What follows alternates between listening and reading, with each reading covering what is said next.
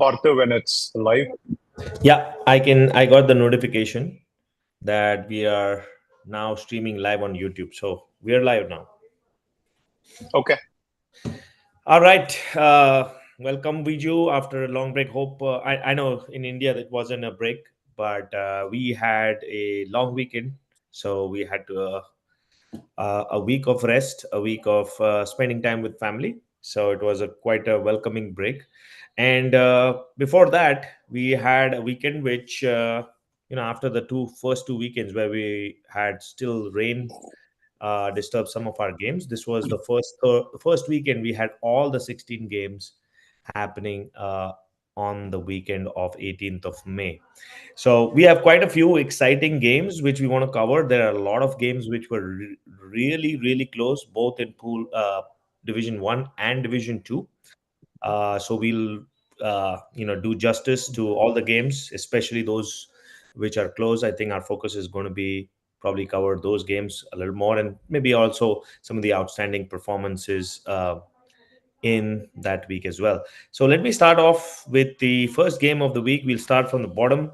We'll go with Royal Challengers versus Local Boys. Now, this is a game which I think we all predicted Local Boys to win, and they did, but it was quite close. I mean, they won by 1 wicket against a fairly new team. I see in Royal Challengers there are a few known faces like Arjun Chetamani and you have Iswar, and then I think there was Nikhil Mulay. I've heard his name. I think Vijay Khammam is also playing in Royal Challengers. So there were quite a few places, quite a few known faces, but still, I would have, we all expected Local Boys to steamroll them, but it was not to be. And if it wasn't for that one man who created magic with both bat and ball, Kalyan, it would have been a very difficult task for Local Boys to get it. He performed with bat and ball both. So, Viju, did you expect Local Boys to be stretched so far? No, actually, I thought local boys will win comfortably. So I agree that we all predicted local boys to win. But, with local boys, the problem with local boys, we have looked in the past also. If Srinivas Elumalai clicks, it's, uh, it's smooth sailing. But when he doesn't click, who else is going to step up? And so this Mhm. is where I see that, we have this Rajat Kashyap stepping up in this particular game. So this is, I'm talking for Royal Challengers, Yep. Detroit. And then you have Ashwath, who stepped up with 17 out of 24 balls. And Rajat had 30 out of 58. But I do not know what the others were doing, Partha, because I feel that all others were already celebrating Memorial Day weekend, that weekend itself, because they all did not show up. But for local boys, as you said, Kalyan Thembagounder, 5 overs, 12 runs, 6 wickets. Out of that, 12 runs, 4 runs are whites. Parthav, that means it's pretty much 5 overs, 8 runs, and 6 wickets. I mean, that is insane figures. Now, I have taken 6 wickets in my life only once in my life. All right. That's the best I've ever done. And that was when I was 17 or 18 or something like that. Now, I know you have taken 6 wickets in DCL, and that too, I think it is against GLCC, if I'm not mistaken. You can correct me if I'm wrong.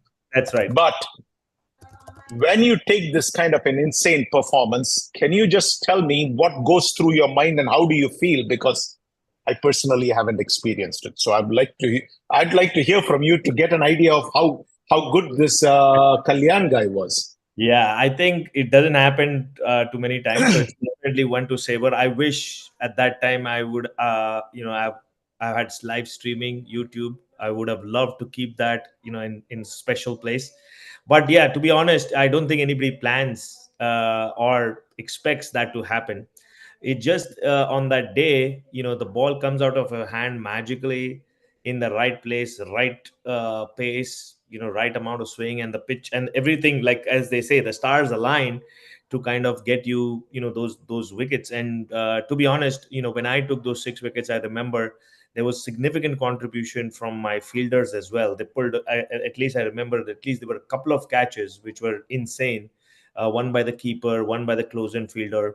So they contributed as well, which basically pumped up the bowler as well. I'm pretty sure Kalyan here, even though he gets the credit, I'm pretty sure that the fielders here and the team put in that extra effort to get him that those 6 wickets. But yes, to be honest, it doesn't happen, especially in a T20 or T25 game where you have 4 or 5 overs. To get 6 wickets is almost a wicket every over.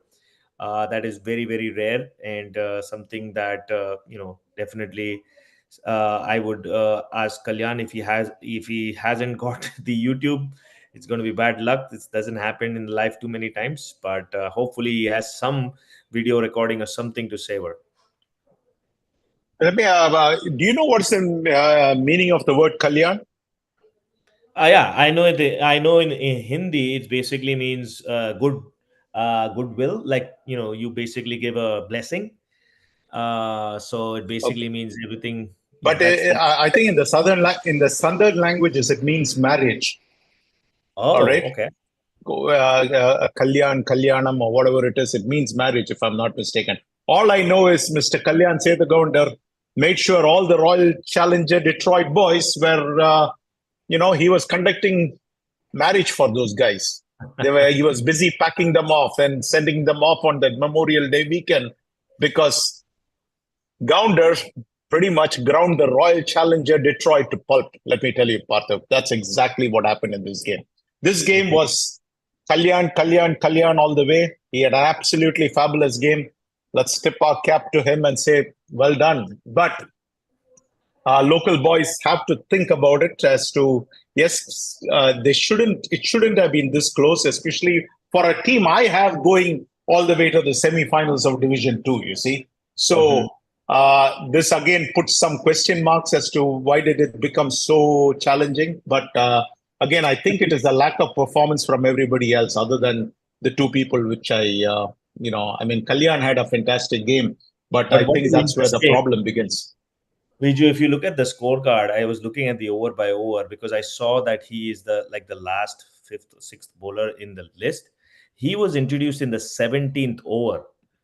So Okay. between and he went, I'm pretty sure he went 17 through 25, one on one end non-stop. So that is really surprising. I don't know whether that was intentional. He's like the death bowler, which we see in IPL. Those are those specialists who basically just bowl out in the last 2 or 3 overs, or was it just basically that he's a unknown quantity and wasn't tried before, and then suddenly 17th over he started his magic? But either way, I mean, it's quite remarkable that your best bowler comes in at the 17th over.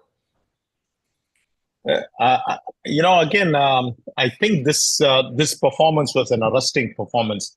It would have been interesting if we had looked up what his past stats were in other games, whether he was again bowling all 5 overs kind of a thing. But whatever it is, he really, ground the opposition into a pulp, and he had a fabulous game. As you said rightly, Parthu, I hope that they recorded the game because these are memories. As you said, once in a lifetime, it comes along.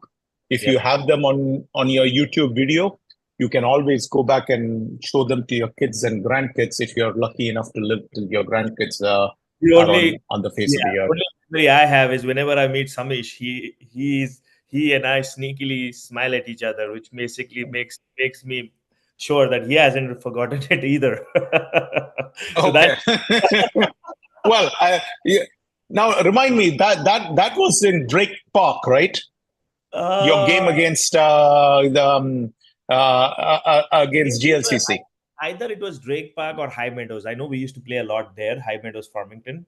One of those two. But yes, it was somewhere in that same vicinity, the Farmington area. Well, I know that game had all of us glued for that game for constant updates. And I had somebody giving live updates from there too. So those were the days I used to write the EP poll. So I had somebody watching that game. And I used to live in Lansing at that time. So I used to get live updates. And of course, the guy who called me after the game, it was the shocker, was your good old buddy Minesh called me right after the game and said that, you guys had beaten GLCC and things like that. So, yeah. But good old memories. But good for Kalyan. Nice. All right.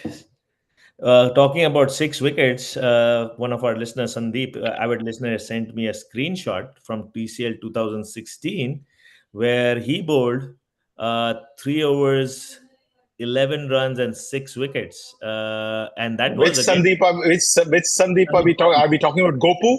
Sandeep Gopu, yes. And that looks like it is against, it looks like it is Praveen Artikala. So it's the former Legends team. I don't know what they were called before, but it looks like a formidable unit that he bowled against.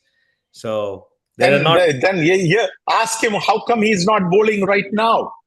Yes, that is a question, Okay, Sandeep. ask him why in the world is he not bowling right now. In fact, I have the same question about somebody not batting, and I have that question addressed to Gaba when he comes on. I have some question for him. But Again, anyway, I I'm think. curious. Why Again, I is think. this Yeah. a case? Is this a case of the skipper? Yep. You know, I pushing bet it himself is. down to give the others who are probably not as talented as him or as skilled as him opportunities. This happens all the time. Right.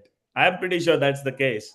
Or else maybe if he has an injury which we don't know about, but I'm pretty sure most of the time is that's the case. Is people generally make way for others just to make sure that the team is balanced and sacrifice some of their skills. And in the process, I mean, I don't know whether that's beneficial to the team to kind of do go that route. But very very surprised. I never knew Sandeep Gopu as a bowler, so this is really refreshing. Now, that is shocking to me also because I remember a lot of things. I don't remember that 6 wicket haul, you know. But Yes. again, I think if Gopu is taking 6 wicket, as in Gopu is texting, if Yes. Gopu's team is doing good, again, this goes back to what I said last week or the week before that. It all starts at the top. If the skipper at the top is not on top of his game, his team will suffer. And you can duck all the interviews, you can run and hide, but eventually the truth is going to come out one way or the other, kind of a thing. But good for Gopu. So that's congrats to Gopu on the 6 wicket haul, even though it is a few years late. Yeah. All right, let's go on to the next game. The next game was another nail biter. The Gujarat Warriors versus SSK. That's the game I'm talking about. SSK have been been on the high. They've been starting the season really well. They've been amongst the runs. Got a great win last the week two, not last week, the week before that.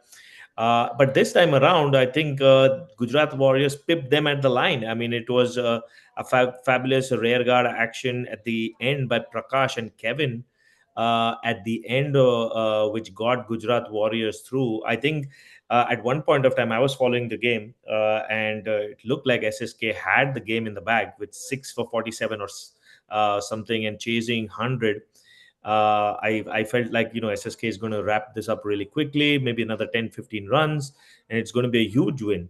But as the game started to move on, both these guys applied themselves, albeit taking time. They had overs in hand. That was a good thing, but made sure that they finished. And even though they would have loved to win it without any more hiccups, there was a little hiccup towards the end where they lost a couple of wickets really quickly. They had to go until the last wicket to kind of get the final run. But a great win for Gujarat Warriors, another nail biter. And to be honest, I'm really, really starting to see some of the dividends of this two division system. You're seeing a lot of these close games is in the first 2-3 weeks as well, Division One and Division Two. So it's definitely paying dividends already for having these two divisions. Partha, who did you have winning this game? I think I Refresh my. I think I had SSK if I'm not mistaken, but I mean I Yeah, think so. yeah, I think so too. I think you had SSK winning this game, but Yeah. I had Gujarat Warriors winning this game. Have you Mm. ever heard of King Adolf Frederick? No, no. Okay, and I don't think most of the audience has heard about so because you shouldn't have heard of him because he lived in 1771. But Okay. I'm kind of a little bit of a history buff, so uh, now I'll tell you why I know King Adolf Frederick. I know him because he ate himself to death So Ooh. when you have that English saying, he eats himself to death, it comes from that guy who ate himself to death. Now, he had a meal consisting of caviar, lobsters, sauerkraut, smoking herring, champagne, and guess what, Partha? He had a sweet tooth, and so he had 14 servings of semla, which is like a bun with some almond paste and some fresh cream. He had 14 servings of it, and guess what? He dropped dead after that. Now, Wow. why do you think I brought that up? I'll tell you why I brought that up. Hmm. Because Gujarat Warriors, yes, they won the game, but guess what, Partha? They put on a feast. When I say a feast, it is a feast of wides. Yep. Why, Partha? They almost wided themselves. Let me make up a term like that. They wided themselves out of a victory because they had 24 wides in 24.5 overs. That is Uh, astonishing. Now, if you think that this is an aberration, guess what? In the previous game, they had 25 wides. So this was Oh, wow. better. Okay. So in 2 games, they have had 49 wides. All right. And in the previous game, our friend Chintan Patel is the skipper. At least that's what it shows on the scorecard, at least. All right. Mhm. In the previous game, he used 9 bowlers. In this game, I think he used 7 bowlers. Yep. He really believes in spreading the wealth, Parthiv. Believes in spreading the wealth. And I know that you know that in our country, we are going through the elections and very soon the results will be out. And Prime Minister Modi has been talking about spreading the wealth and all that stuff. All I know is I want Chintan Patel running for Prime Minister, baby, because this man knows how to spread the wealth, baby. He knows how to spread the wealth. And he has been giving anybody and everybody a chance. But the problem here is everybody can get a chance. But if you go and look at the good teams, they usually 5 or 6 bowlers. They have their very clear idea.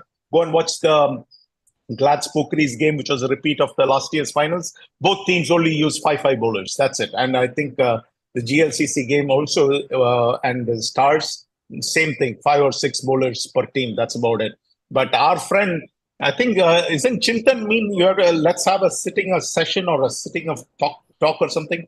Maybe a Chintan Yep. in Hindi, Chintak. Yes. Well, I Yes. think he needs to have a Chintak session. A session to sit down and figure out what's going on because he Yeah. has a good team. Gopal Patel is the real deal, Partha, with Yep. both the bat and the ball. That guy is amazingly fit. And but the problem for Gopal Patel is he's playing with a bunch of guys for Mhm. whom the pitch is not wide enough. Right. That pitch is not wide enough. They need a wider pitch to prevent wides from happening.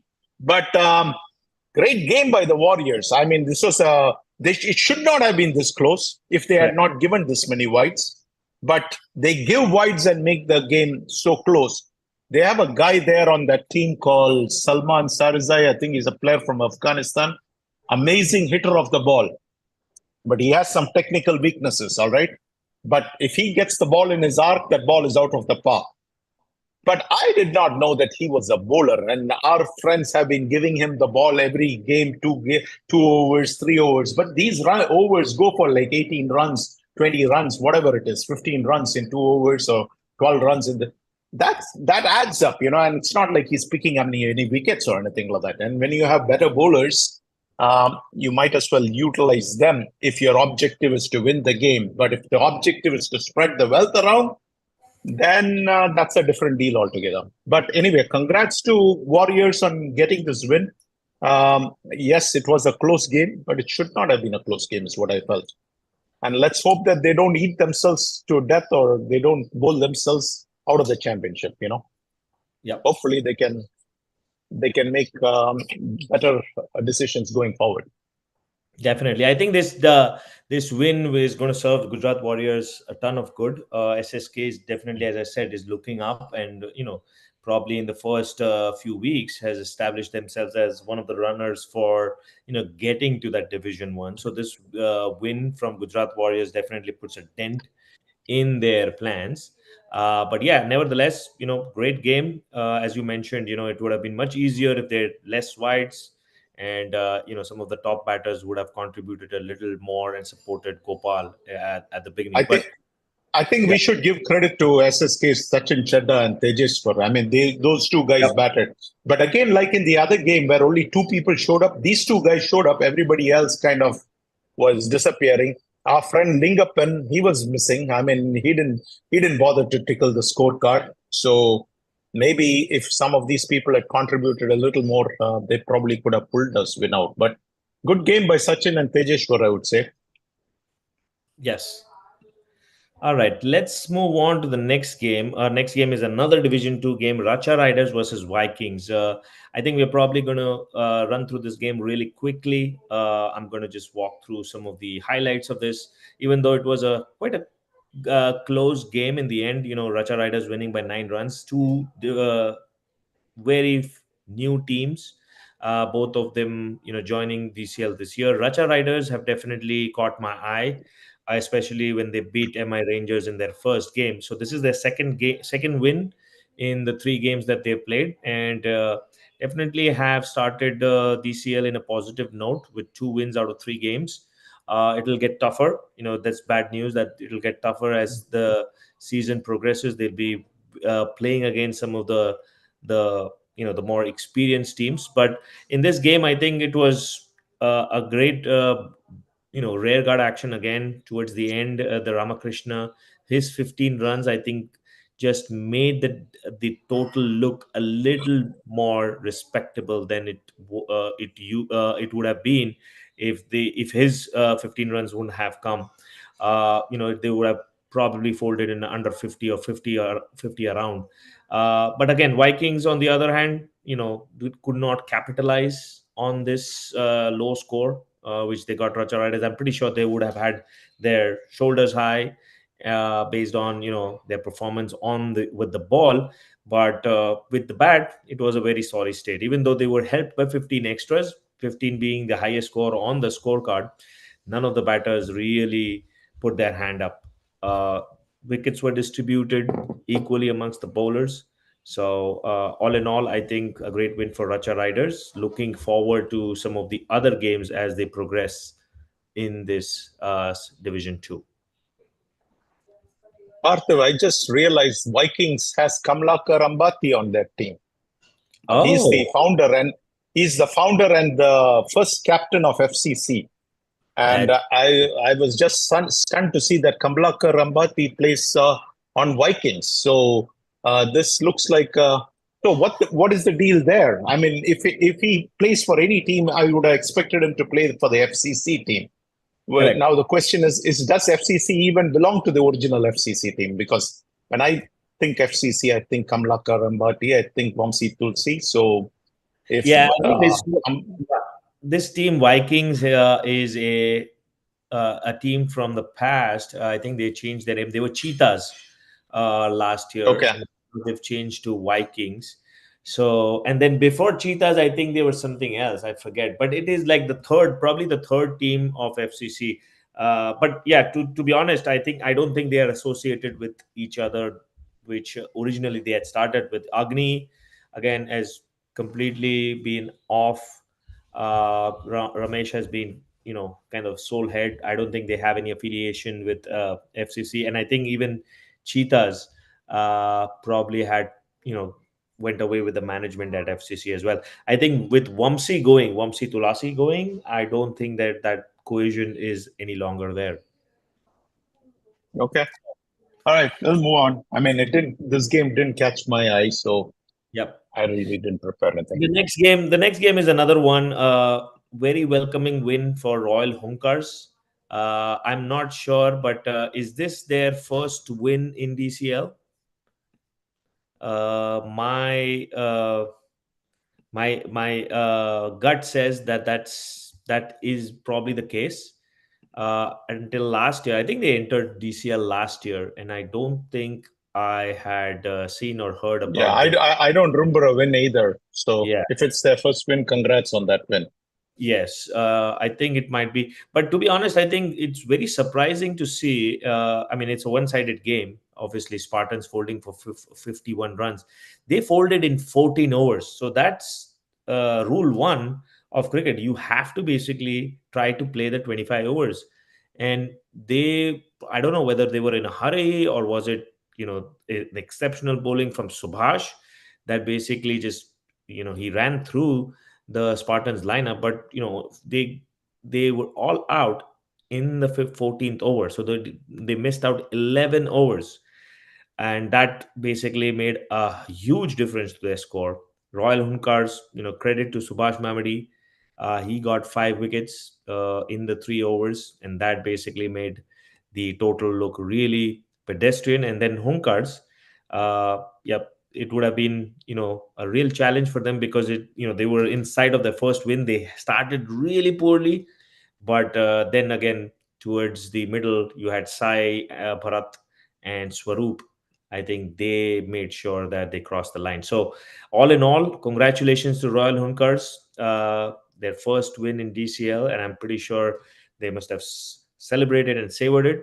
And hopefully, this is the start of better things to come. On the other hand, Spartans have been in DCL for quite a while, and this is one team I feel it has been disintegrating and kind of almost at the brink of extinction if this continues, because I feel like they've lost a lot of players and they haven't been able to, they were quite a good side until like last 2 or 3 years, and then slowly and surely, I think they're losing their importance and their competitiveness in the league.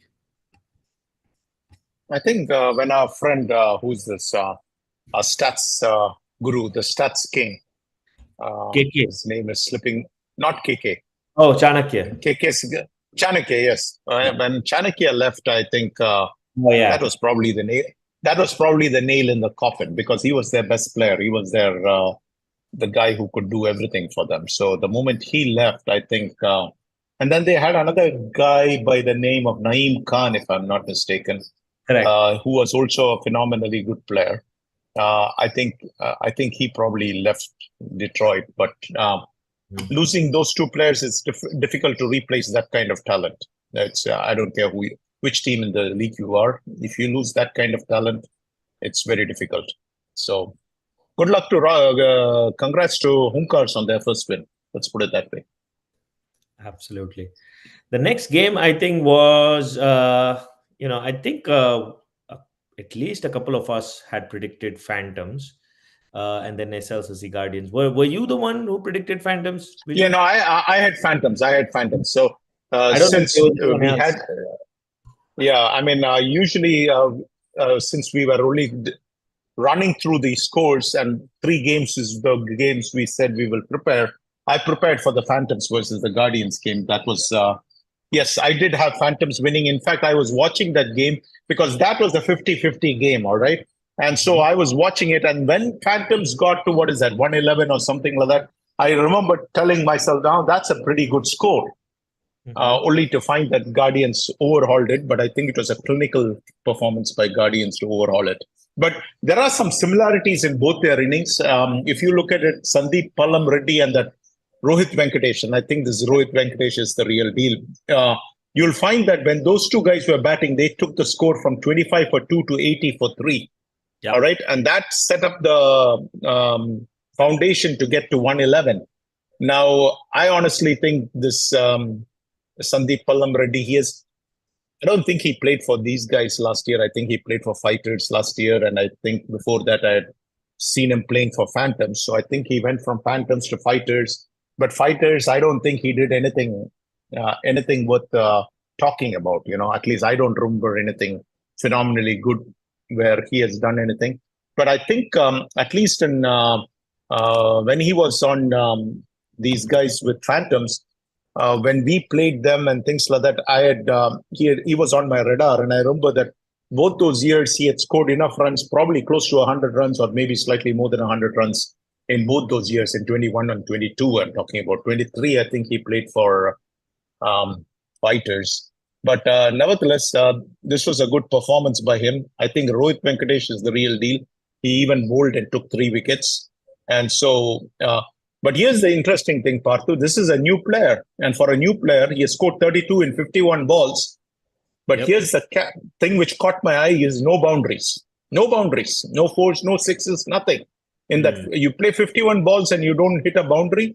That tells me this guy has mastered the art of playing DCL and understands how to preserve his wicket and things like that. I'm not saying don't hit boundaries. I'm saying that it all depends on what your game is. If your game is like Hardeep, you need to hit boundaries. I mean, that's what you're known for. And but there are people who are very good at taking singles and doubles. I haven't seen him play, but maybe he's very good at taking singles and doubles. But here is the thing: in English, you have this saying, "Anything you can do, I can do better."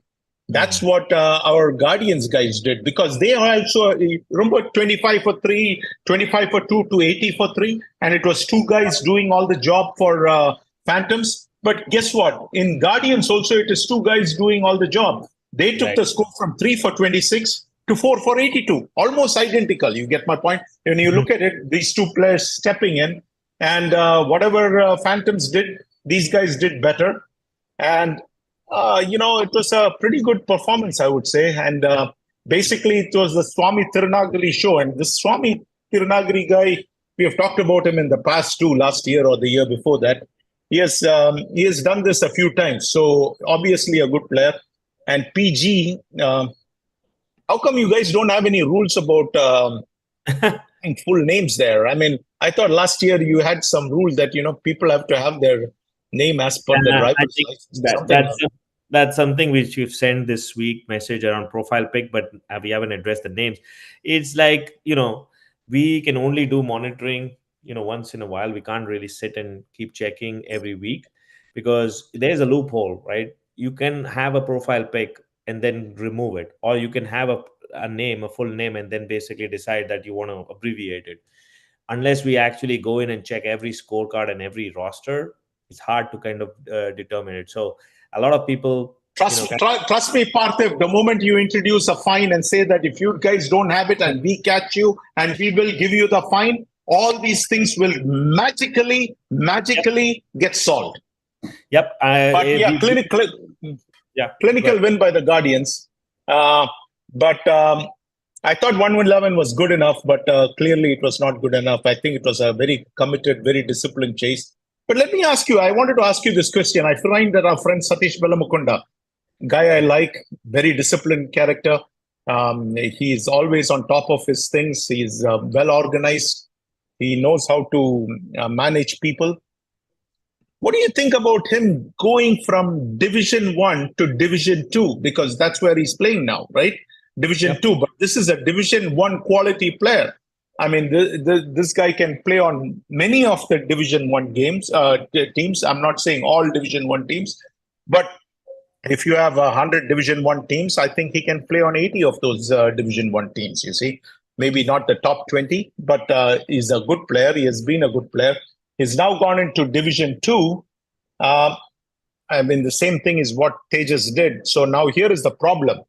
The problem with Tejas, we talked about it briefly last time. If he performs great, people are going to say, well, you played against a Division 2 team and scored a 50, big deal. If his team loses, they'll say, oh, man, you went into Division 2 and you still can't even win a game there. Give me your take on Velamukunda as to why he would have switched from a Division 1 team to a Division 2 team. Other than friendship. I mean, I can understand friendship and things like that.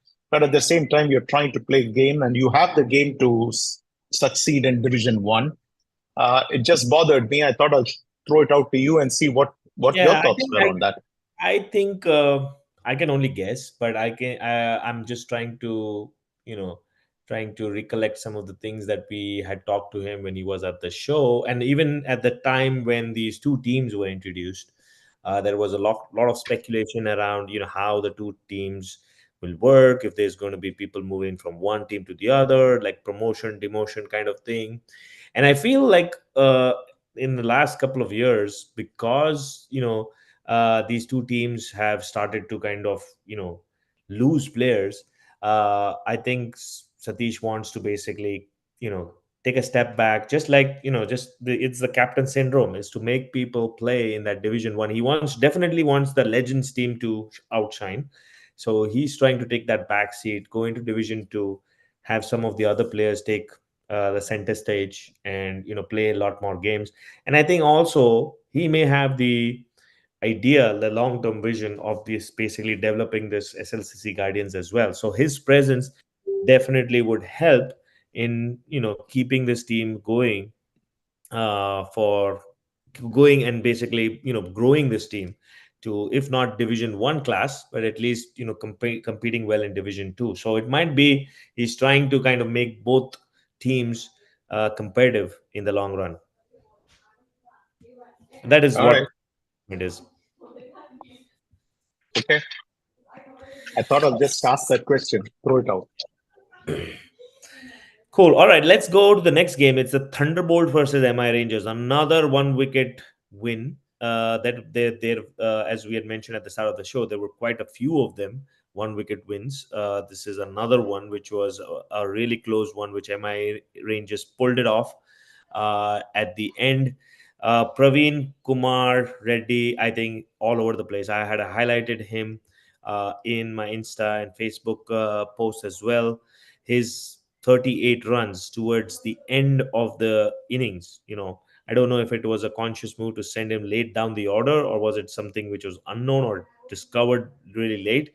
But his performance with both the bat and the ball was simply took the game away from Thunderbolts. I'm pretty sure Thunderbolts would have thought that they had the game after they got Anush in the middle overs, and then they might have felt really good about it. But after that, from 7 or 8 for 58 to get to 105 is a great chase. It's like a Kohli kind of chase. You basically put your head down and you just go about it. And there were some risk taking shots. It wasn't like he just basically manufactured and scraped his way through. He dominated the innings. 4 sixes, 126 strike rate at that order with that much pressure of chasing. As I said, Kohli kind of innings. Under the pressure, under the gun, he just chased that and made MI Rangers really feel like they made Thunderbolts feel like they were snatched victory from the they snatched defeat from the jaws of victory. So, but to be honest, Thunderbolts too. I think we've all complimented and we've talked about them. They are definitely a side which is on the upbeat. There were some good performances them there as well. Avinash and Mithilesh. Even though I remember when Avinash Reddy was batting, for some reason I thought it's our Avinash Raghu who's batting, and I was so excited, like, oh my god, he's 31. And then when I saw the scorecard, I was like, oh, it's not our Avi. And then, nevertheless, it was a great story if it was the case. If Avinash Raghu had scored those 31 runs, we would have gone gaga in this show over it. But all in all, I think, great victory. Again, my Rangers have, really been outstanding in that chase. Yeah, Partha, Avinash Raghu is my friend, but I'll tell you, this is a game he'll want to forget as quickly as possible. Because I don't see anything good which I can talk about on this game, on this thing. Because on the bowling front, he has bombed, and on the batting front also he has not performed. So I don't know. Maybe Avinash Raghu will have to go back and look at it and say that, okay, I need to prove to the prime time guys something better, and I'll have to come up with this thing. But yeah, this is a game. But yeah, I had picked Rangers to win. I think the real Ranger team showed up. I see that they even had Iftikhar Shahibzada playing. He was a prominent player for them for long. He didn't perform in this game, at least not with the bat. I'm not sure if he performed with the ball. But all in all, yeah, I mean, a good game for them. But this Ranger team, if all of their players play, is very capable, I think, of going all the way in Division 2. Agreed. I think they're definitely. I think both Thunderbolts and MI Rangers are probably, in many people's book as the teams that could go all the way. But again, there's a long season awaiting, so we'll see how they compete against some of the other teams and if there's upsets along the way.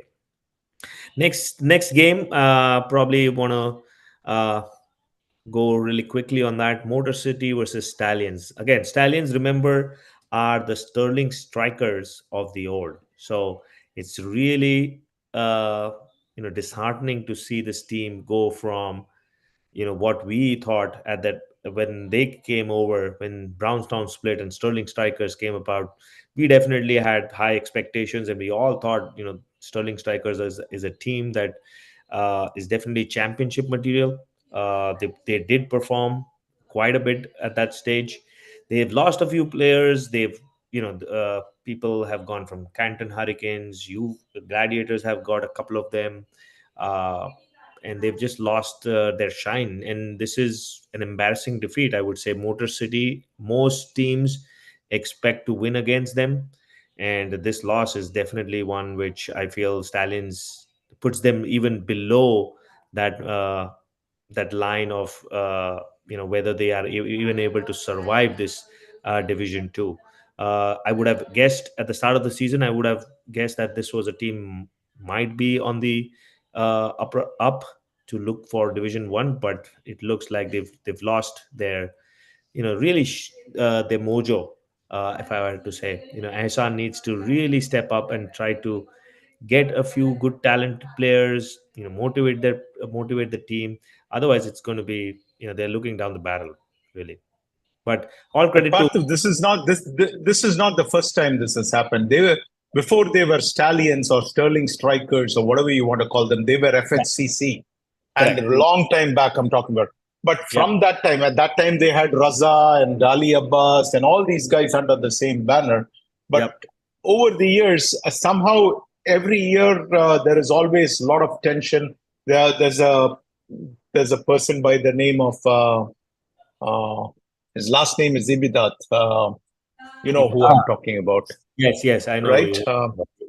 Excellent player. His the first name is just missing my head right now. I'm getting old, but he's playing. In fact, he's playing. But he's playing. I think you know what? He might be playing for Thunderbolts or some other team. But he's a pretty good. Um, but he's a pretty good player, and but again, they all seem to split and go in different directions. So not sure. Somehow there seems to be a lot of tensions. But these players, when they go to other teams, somehow those teams are seem to be able to get the best out of these players. We got Jawad. We got the best out of Jawad. We got Mansab, and Mansab made history.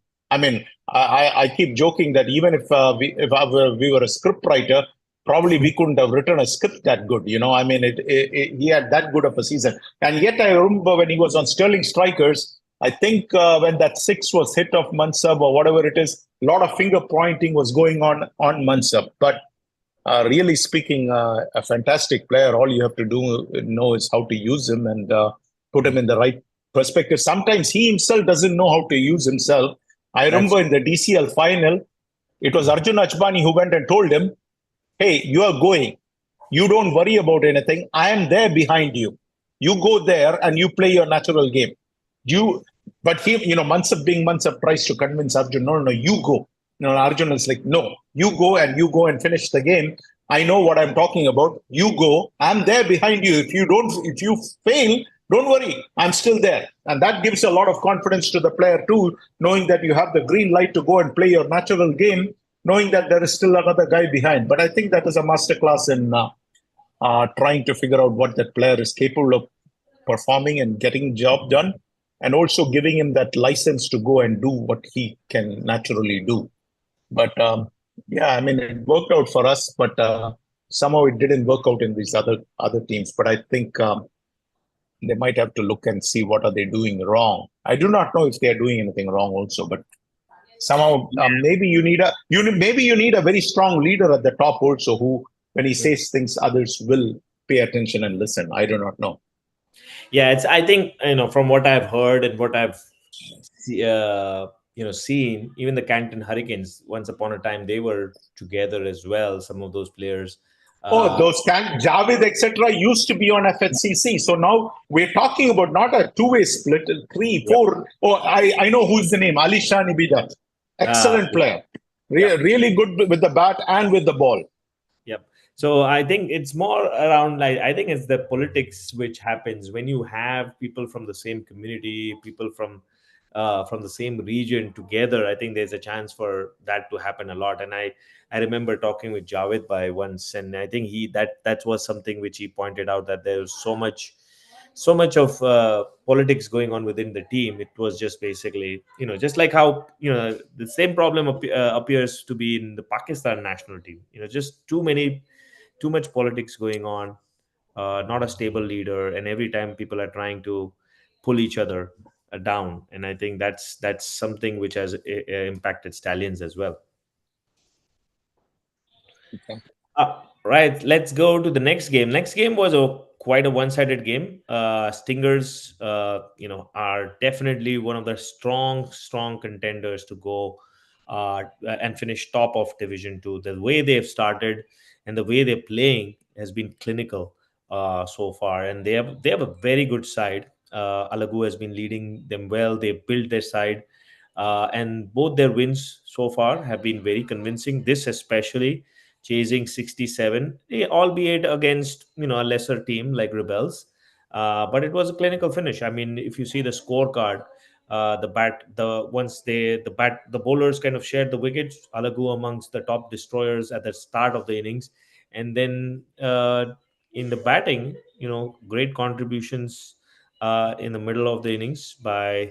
Oh, I lost my scorecard. But yeah, Viju, go ahead. Well, I get this up.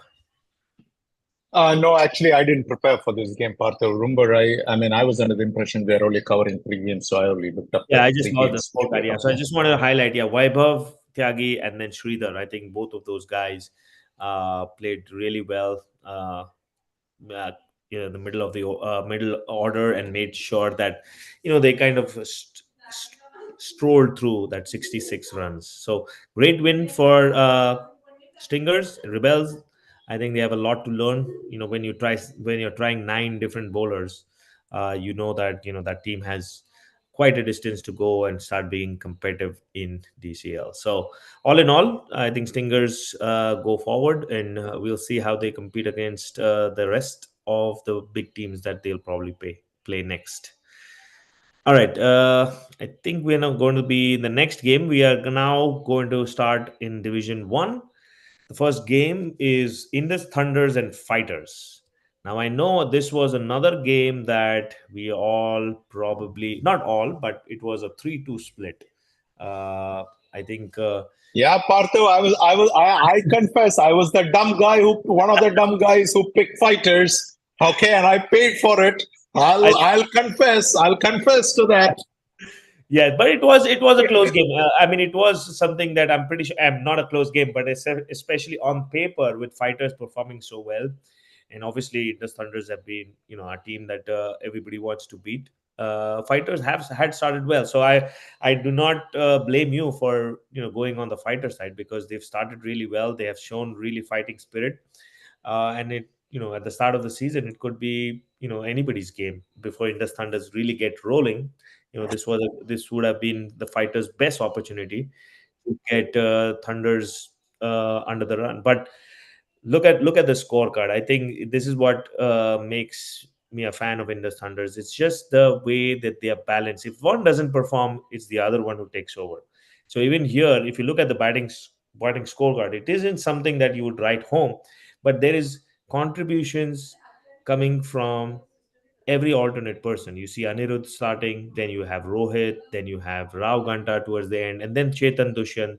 And Chetan Dushyant, obviously, we have to call him out. His 15 runs, and then if you look at his outstanding figures, he's another one this week who's got 6 wickets, 5 over 7 runs, 6 wicket. That even beats our Kalyan from what was it?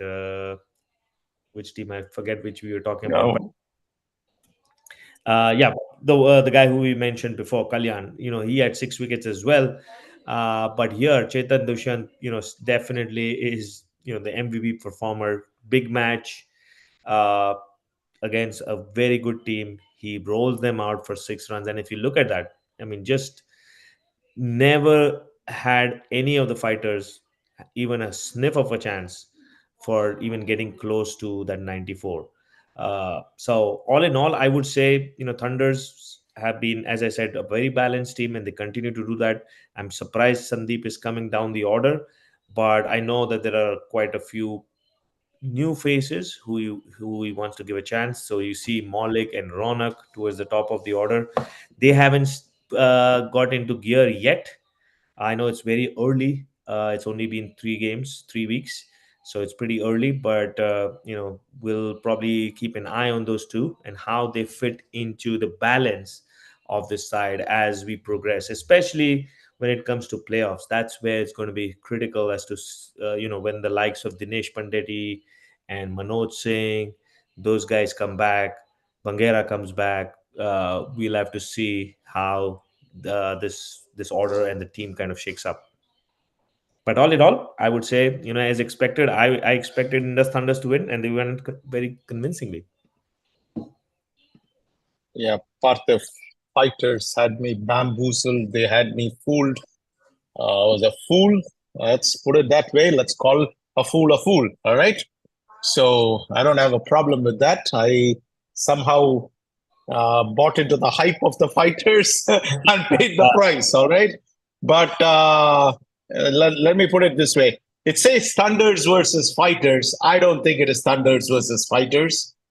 Parthiv, it was Chetan Dushyant versus fighters. Yeah. Right? This man single-handedly demolished the fighters. The fighters had championship hopes. The Chetan Dushyant poured water on all those hopes. Chetan Dushyant alone whipped the fighters till there was no fight left in the fighters. That's how badly he whipped them. All right. I don't know what Mahesh Babu is doing. Let's call when there are things going wrong, we have to call the captain out and say that I have no clue what he's doing. Why is he coming so low down? He needs to fix that batting order. He has to promote himself up, and he needs to send a couple of those guys down. And I mean, it's as simple as that. I mean, if he wants his team to perform, he's a person who's capable of staying at the wicket and playing according to the circumstances. Well, I think Mahesh Babu needs to do that. And I don't know what to say about 5 overs, 1 made in 7 runs and 6 wickets. And out of that, 7 runs given as 2 are wides. Seriously, Parthiv, that means 5 overs, 1 run made in 5 runs. You've taken more wickets than the number of runs given. I don't know what to call to that performance, But I think this is also what happens when you play against a former champion. You'll also realize that, suddenly you might think that you're very good, and then you run into a champion team and it's not the same anymore. So, Parthiv, I think Chetan Dushyant was deadlier than Muthaiya Muralidharan. That's what I'm thinking. He was deadlier than Muthaiya Muralidharan. If Muthaiya Muralidharan had watched Chetan Dushyant bowl, I guarantee you, Parthiv, he would have been approaching Chetan Dushyant to get his autograph. All right? Not the other way around, Parthiv. Muthaiya Muralidharan would have approached Chetan Dushyant to get his autograph. In fact, Muralidharan, if I send him the scorecard, he probably might still ask Chetan for his autograph. Okay, this was that good a performance. When it's a good performance, we'll give them the credit. All right, Parthiv, that's what we do on the show. If somebody does a fantastic job, we'll applaud them and say, too good. Hey, that's what it is. And when somebody does bombs, we'll call it and say, you guys bombed. And you know what's going to come when you bomb. So that's what it is. But my friend Maulik had an explanation for why he bombed. He said he had just gone to Hawaii and come back. He hadn't slept and things like that. So that's the reason he bombed. He and Ronak bombed in this game. They didn't get anything performed. So, but I think that's a legitimate excuse too. I mean, if you haven't slept and if you came directly, at least give them credit for showing up for the game. A lot of people may not show up for the game. This is what you get when you get them. You get committed players who will come and play the game. But I think they came from Hawaii, and I don't know, they had only 1 hour left or something. You're on mute, my friend. I can't hear you. I'm really surprised to see Maulik open. I don't know whether that's something which is a makeshift arrangement, or is it something that they're trying to see if that works out. But I've seen him do that now 2 in 2 games, and I personally do you want me to give you an answer? It'll be 3 in 3 games. Write it down. Well, yeah, I mean that's what I'm wondering is whether it's his choice and his basically preference to kind of I, go up I, lower. I think he wants to open. That is interesting because I feel he's like that's my personal opinion. I feel he's more dangerous coming towards the middle of the overs when the ball when he has a little more license to go and start or he can basically impact the Well, game. when you're at the top of the order, you have the license to play whichever way you want to, right? That's correct, but Don't you I have that think license? you do. I mean, you still have the power play. You can still go over it. But I feel like, I would basically use him basically as a destructive player towards the middle of the innings because I want him to kind of start capitalizing on the start and then, kind of start to demoralize the team. But because if he gets out like he's done in the last couple of games, I think that basically do you basically are devoid of any big I mean Thunders have big But I hitters. So think he had that problem only on what is that, the previous team, Yogi Bai's team, KRCC, yeah, KRCC, right? I mean, yeah, that year when he won the batting title, it was if he fails, then everybody else really doesn't perform. Of course, Oni came along later, but what I'm trying to say is that he doesn't have that headache at Indus Thunders. They have a lot of other players who can get the job done. And if all else fails, Gopu will come and become Superman. well, we'll see. We'll see. As you have predicted, he'll probably open the next game also. Maybe another go and see whether that helps, or maybe then try to maybe get him a little lower, give him a little more If time you, to pace the if you, innings. you feel like taking a bet, you feel like taking a bet. No, no. I think with Malik, I mean, with Malik, it's hard to predict. So I'm not going to take a bet. I'm just thinking whether that's a long-term situation or is it something which is, a trial and error kind of thing. Well, let's try it and see. Which I'm thinking is the case. Which I'm thinking that maybe give him a few games, see how things go, and maybe then course correct if needed. All right, let's go to the next game. Uh,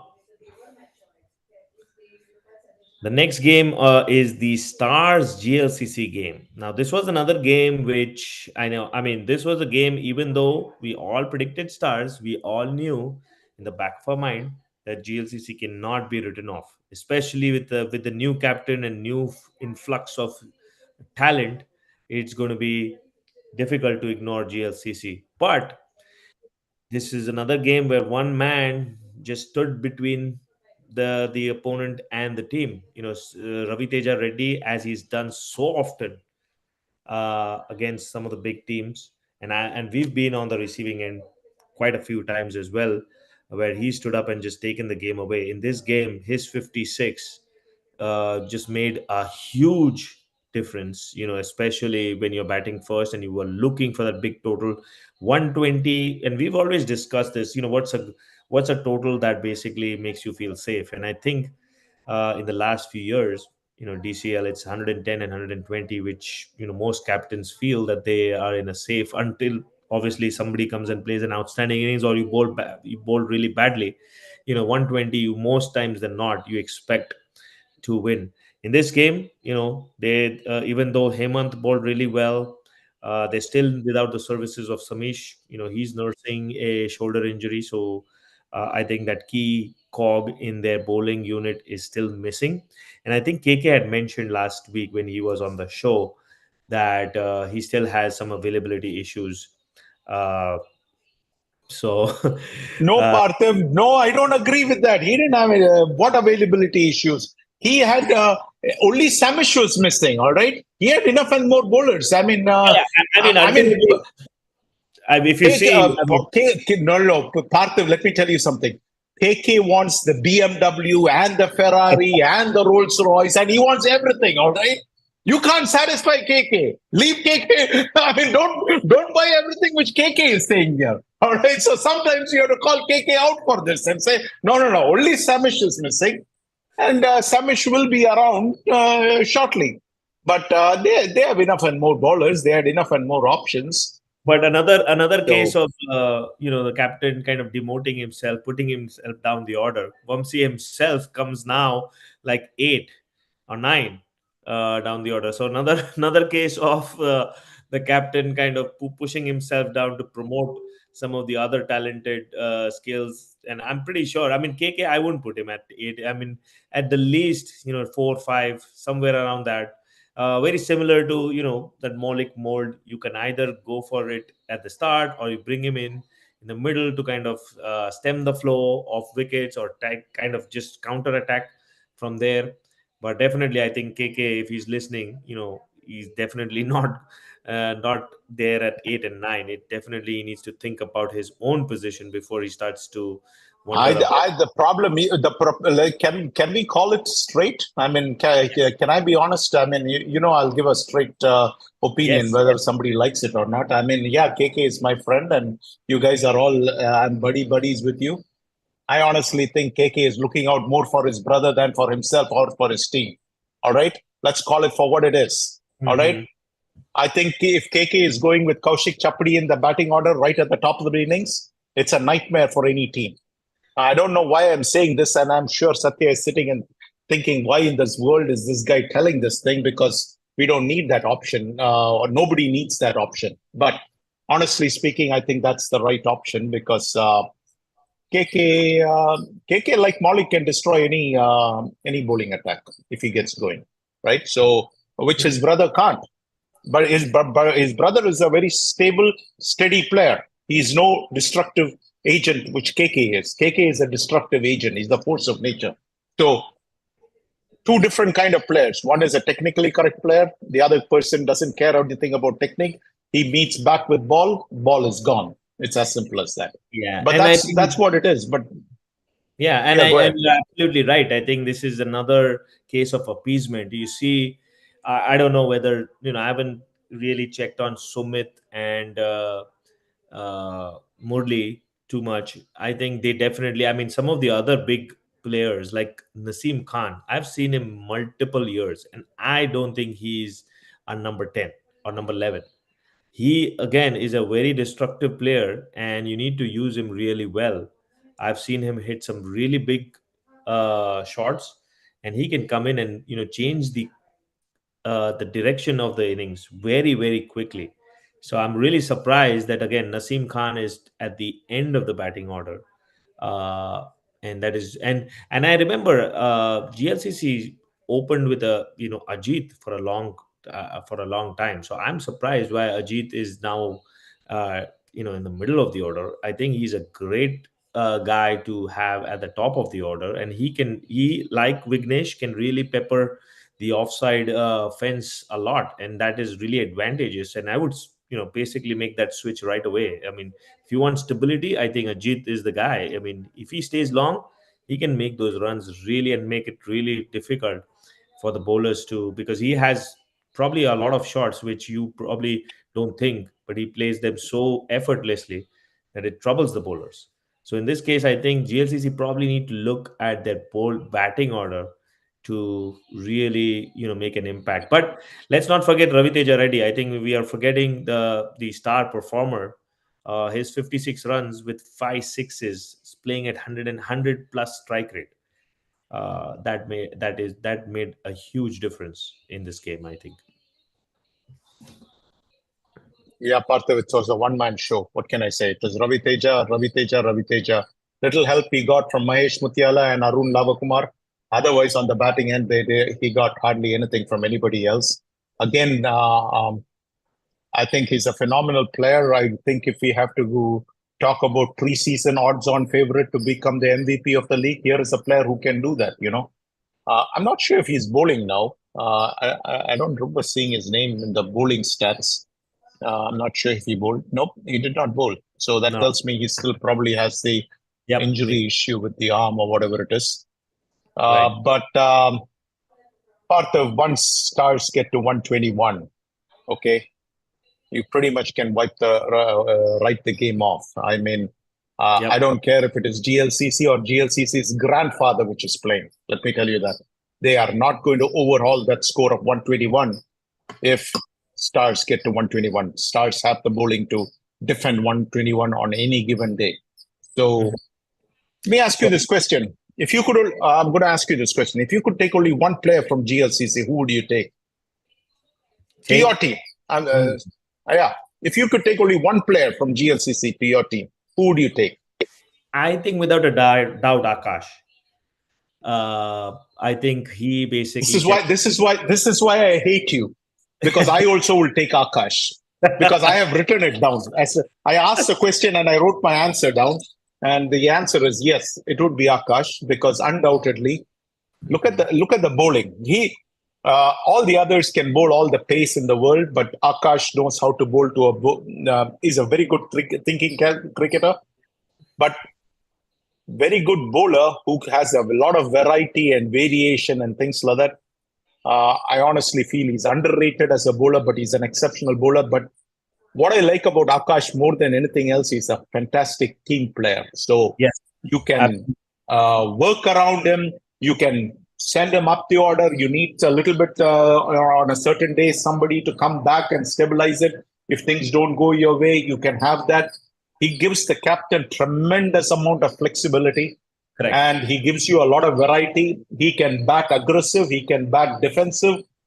This is the complete package, if you ask me. So absolutely. I know that we haven't, because GLCC has so many stars, we rarely get to talk much about some of these players. But I think today I wanted to give that shout out to Akash Patel, because if I could take only one player from GLCC, I would take Akash Patel for all those reasons. I mean, number one being that he's such a fantastic team player and an easy player to get along with. Now, I would captain uses it. I would even go to that what extent. Is that? I would even go to that extent. If you asked me if there's one player from the league that I would love to get, I would basically go with Akash as well.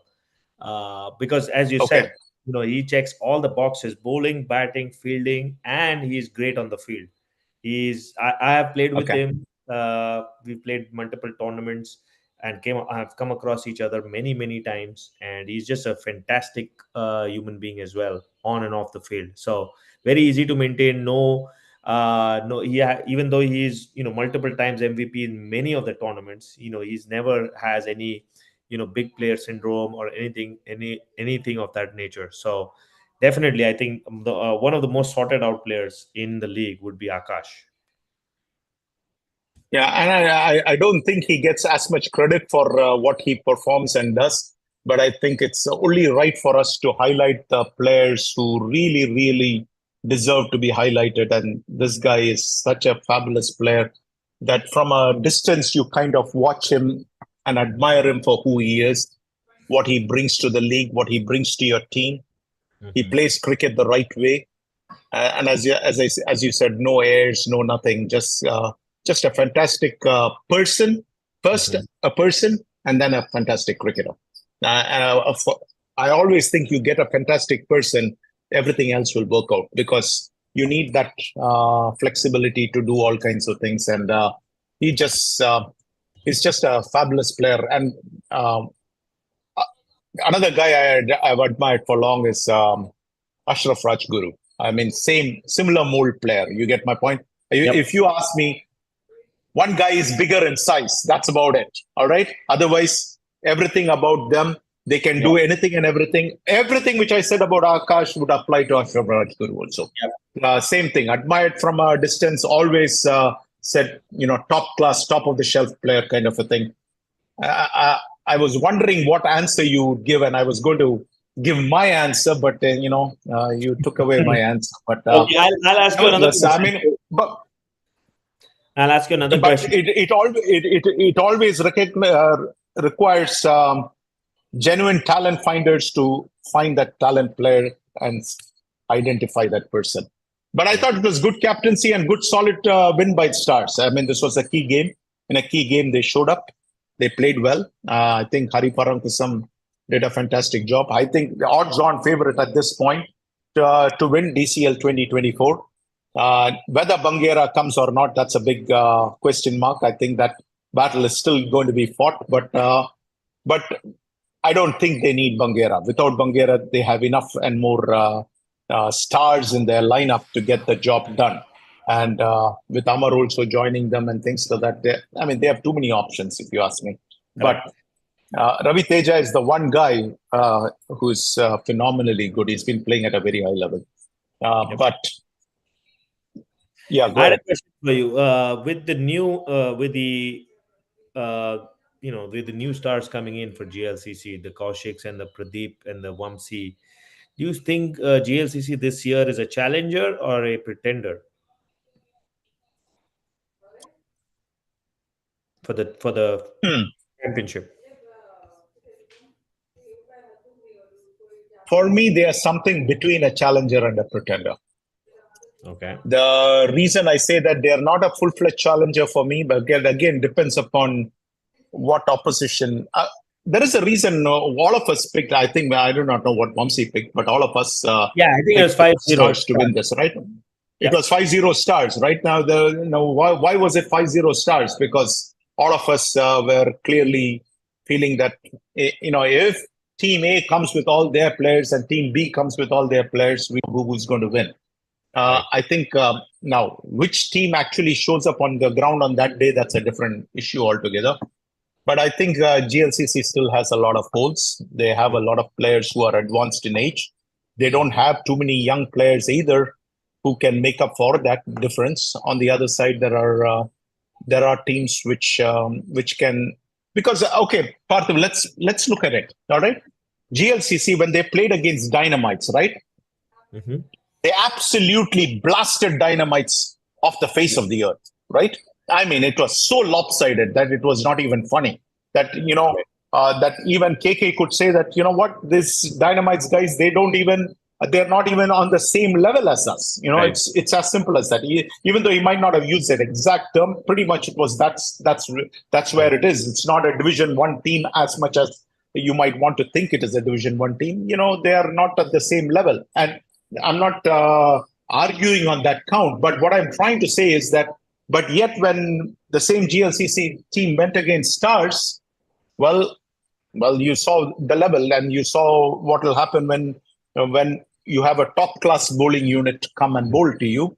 Now it's not the same thing. It's not like hitting the Dynamites bowlers. You're not Right. going to hit the Stars bowlers like that. So that's why 121 now becomes a mountain. And if you look at it, Stars gave 17 wides, Parthiv. Oh, So if wow. you take that 17, if you take out the 17 wides, we are talking about what is that, 63 runs? That's Mm. what has come off the bat. And so, Parthiv, I have 3 dogs. And when I look at it, I have a dog called Coco. She makes a lot of noise. She's Mm. very aggressive. She shows a lot of aggression, and it's like you'll think. I mean, people can't even enter my father's room other than me. She's Wow. that territorial and things like that. And this is people who are feeding her every day can't enter the room because she's that overprotective. Mm. But and then I have another dog, which is a Rottweiler, which is about 10 months. It's just a Mhm. puppy. I got him at a few months back. I mean, I don't know, 6-7 months back. And that guy, he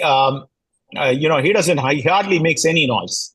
Now I have some cats roaming around my territory, and Mm.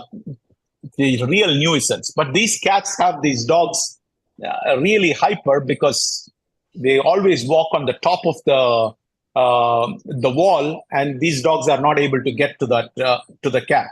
And so Mm. it looks like, and I used to think one day this cat is going to slip and fall. And when that happens, it'll be interesting to see what will happen. And I had a feeling it'll not be good. And guess what, Partham? Well, the cat strayed in. I took all 3 dogs to the back of the yard to get their job done. All of a sudden, I see that all 3 dogs took off like a rocket to the front of the house. Oh, wow. And this Coco was in ahead of everybody, all right? But when it came back, Parthiv, the truth is the Rottweiler had the cat in his mouth. That's what it is. Mm. And so why am I saying that? I feel Dynamites are like that Coco. Makes a lot of noise. It's not going to get the job done. But when you run into a top-notch team like Stars, that's when you will really realize what is the standing of your team. And that applies to every team. That's just the way it is. There are some teams that are this thing. So when you ask me a question, are they pretender or a contender? For me, they are somewhere in between. I'm not willing to put them into the top contender list yet, because I know that at the top list, when all their players come, you don't necessarily have the same kind of talent. Now, maybe KK does an immaculate job and proves me wrong. But first prove me wrong, not in the regular season. I'm talking about in the playoffs, because the real fun and games starts in the playoffs. In the regular season, all kinds of things will happen. But I think the real fun starts in the playoffs. Will they make the playoffs? Oh, yeah, without a doubt. Yep, and I think that's where I feel I have the same thing. Yes, they probably will make the playoffs, but I feel like they are not still the challengers for the trophy yet. They haven't proved it yet. But Parthiv, remember when you took the 6 wickets, they were the odds-on favorite. They were the talk of the league. They were the high and mighty at that point of time. You get my point? That's when Samish is at his highest level. Ashraf is at its highest level. You had Vijay Namburi. You had all kinds of players, and they had the cream of the cream in DCL. But what I'm saying is, at that time, they were the real thing. You beat them, then you have something to talk about. That is where reputations get made, and that's where you made your reputation. It's as simple as that. Yep. Cool. All right. Let's go to the next game, which I think is near and dear to both of you guys. Gladiators versus Poes, the repeat of the 2023 finals, but kind of started in the reverse order. This time, Gladiators batting first, and probably didn't go according to plans. 56 only. Sudarshan, we played them, so I know this guy. The left arm spin he has. He, along with you probably didn't have Arvind playing, but both the bowlers are very, very similar and very, very accurate. So I'm not surprised that he picked 4 wickets, because ultimately I think he has a really good control, and I think taking a leaf from some of the the previous games where Gladiator struggled is there's a rumor mill out there. Viju, that Gladiators cannot play slow bowling. That's the way to kind of get. Well, how much did strikers contribute to that? It's not a rule. It's not a rule. How much did strikers contribute to that? It's the strikers who started that that problem, right? Yeah. Yes. So strikers started the problem, and now all the other teams are borrowing a leaf, I would say. Correct. And I think the playing Pokeries, I think they've got some really good spinners, really tight control. As I said, Arvind is another one, Priyesh and Sudarshan, all 3 of them, they get through the overs really quickly. And then when you have somebody like Vignesh and Saran who can back it up as well, it's really, really hard to score against them. They are very accurate bowling unit. And it kind of showed. And to be honest, I was surprised at the way they lost the 7 wickets. I thought they would have, with the start they got from Raghu and Vignesh, I thought this game would have ended pretty early. But I think there was a comeback towards the middle order. I think they lost a few wickets, gave a little bit of hope. But I think the score of 53 or 56, sorry, was just too small for Gladiators to kind of make it into a real challenge. Yes, Pokeries lost 7 wickets, but I think they always had the game in the bag. So I think probably I'm not sure about the bowling lineup, but it looks like you guys were probably thin on the bowling. I see Jawad and Amin bowling quite a bit. I haven't seen Aman bowling. But probably was that an issue, or was this your bowling lineup going into the game? Partha, you can only play the players who are available, right? You can't play who is not available, right? We haven't had Mansa play a game. We haven't had Adi play a game. So, yes, you can only feel the unit which you have on that particular day. But I don't think bowling was the problem at all. Now, I'll give you my opinion, but I'll let Satya answer it, because he's the skipper of the Glads team, right? So let him answer this question, because he needs to address this problem. Now, mind you, Partha, before this game started, throughout the season, I've been just so busy that I didn't even bother to tell the team any of those things. I did not feel they were batting well. I did not bother to tell anything. But before the Pokeries game, I did tell them, if you guys are going to play like this, you're going to get whipped by the Pokeries. And I did give a lengthy this thing, but we didn't play the way we should. But I'll let Satya answer it from his perspective as a captain, because he really needs to fix the problem.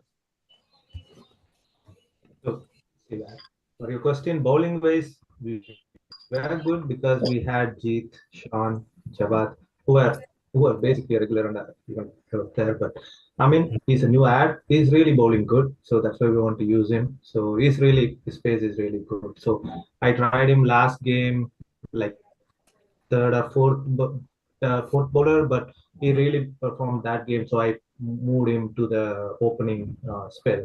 Bowling wise, we are okay, but the score is the problem, right?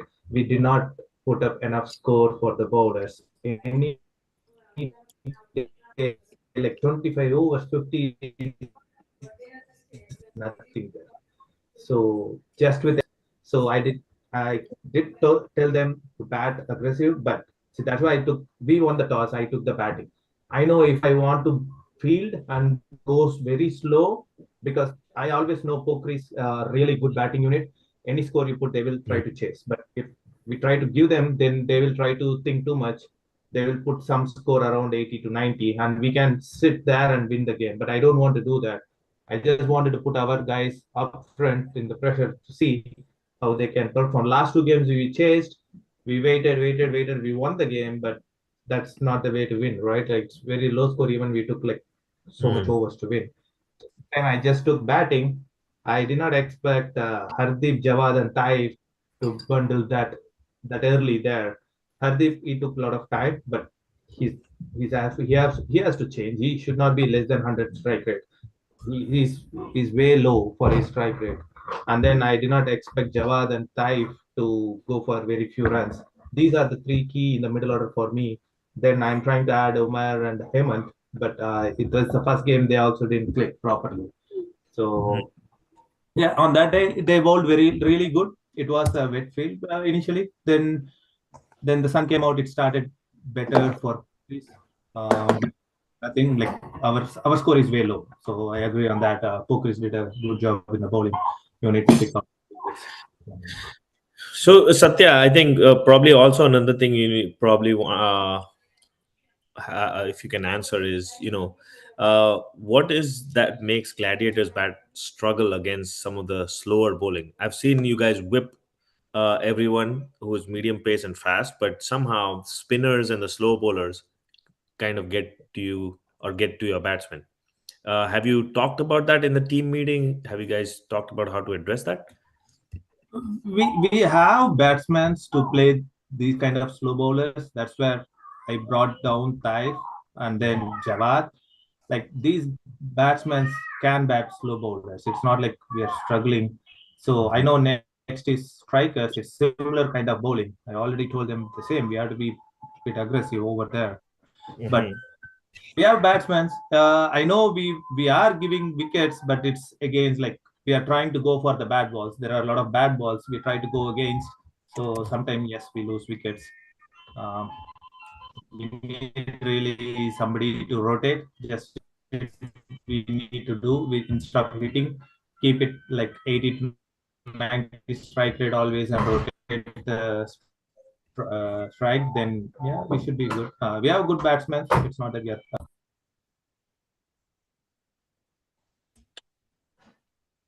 Okay. So, Parthiv, I'll give you my take on it. I'm sure you're waiting for it. I'm sure many on the Pukri side are waiting for it. Many on the Glad side are waiting for it because I'm going to not mince any words.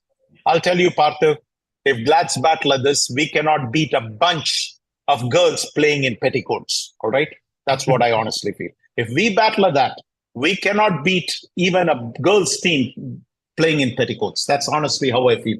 I think the bowling was fine. Parthiv, I will refute you on that with regards to the bowling. I think the bowling was absolutely fine. For the three games which we played, I think this game we bowled really outstandingly well. I mean, you can take it on any stat level, you will find that whether it's wides, whether it is how the bowling changes happen. In fact, I thought Satya did a phenomenal job. It is one of the best jobs as captain he has done on the bowling front. All right. But as he said, the problem was on the batting end. You have Arjun Ajmani. This is the second game in a row he has been bowled. And now Maulik Patel asked me this question. Hey, what's happening with Arjun? He's not performing. So I said, well, the problem is he's come off a surgery. And I told Arjun this too. He's not moving his feet. When he got bowled the previous game, I told him, Arjun, your feet is not moving. And for a batsman, that is the kiss of death. If your feet is not moving, Parthiv, you know this. You're not reaching up to the pitch of the ball. All of a sudden, a ball which you can easily play is not easily played. You go and watch that Ravi Teja innings, you will find that he's batting so effortlessly and so fluently. But his feet are moving, his body is moving to the pitch of the ball. He's doing all the right things, technically right. You go and watch Arjun play, that's not how he plays. His feet are not moving. He needs to figure that out now, because you can't figure this out in the playoffs. You get my point? So yes, but this is the first time he rarely ever gets bowled. You can go and look at the stats. But this is 2 games in a row he has been bowled without even bothering to tickle the scorer. So that is one problem on its own, all right, in the sense that, but that is a physical problem which the player has to overcome and probably trust his feet. I was very disappointed with the way Jawad got out. The previous game, he had batted so well. But Parthiv, the Pokeries have put a slip in place. And what are you trying? We already said that, you know what, when the ball is there, these guys all have a license to hit. He hit a boundary. But then you try to become too cute and you try to slice it between the slip and the keeper. I mean, how ridiculous a shot is that? Parthiv, there is a slip in place. And I hope Satya sends this to Jawad. And he needs to go and look at it and say, what am I doing? That's such a low percentage shot. You don't play that shot. What are you gaining? You won't even get 1 run there. There is a fence behind. What are you going to get?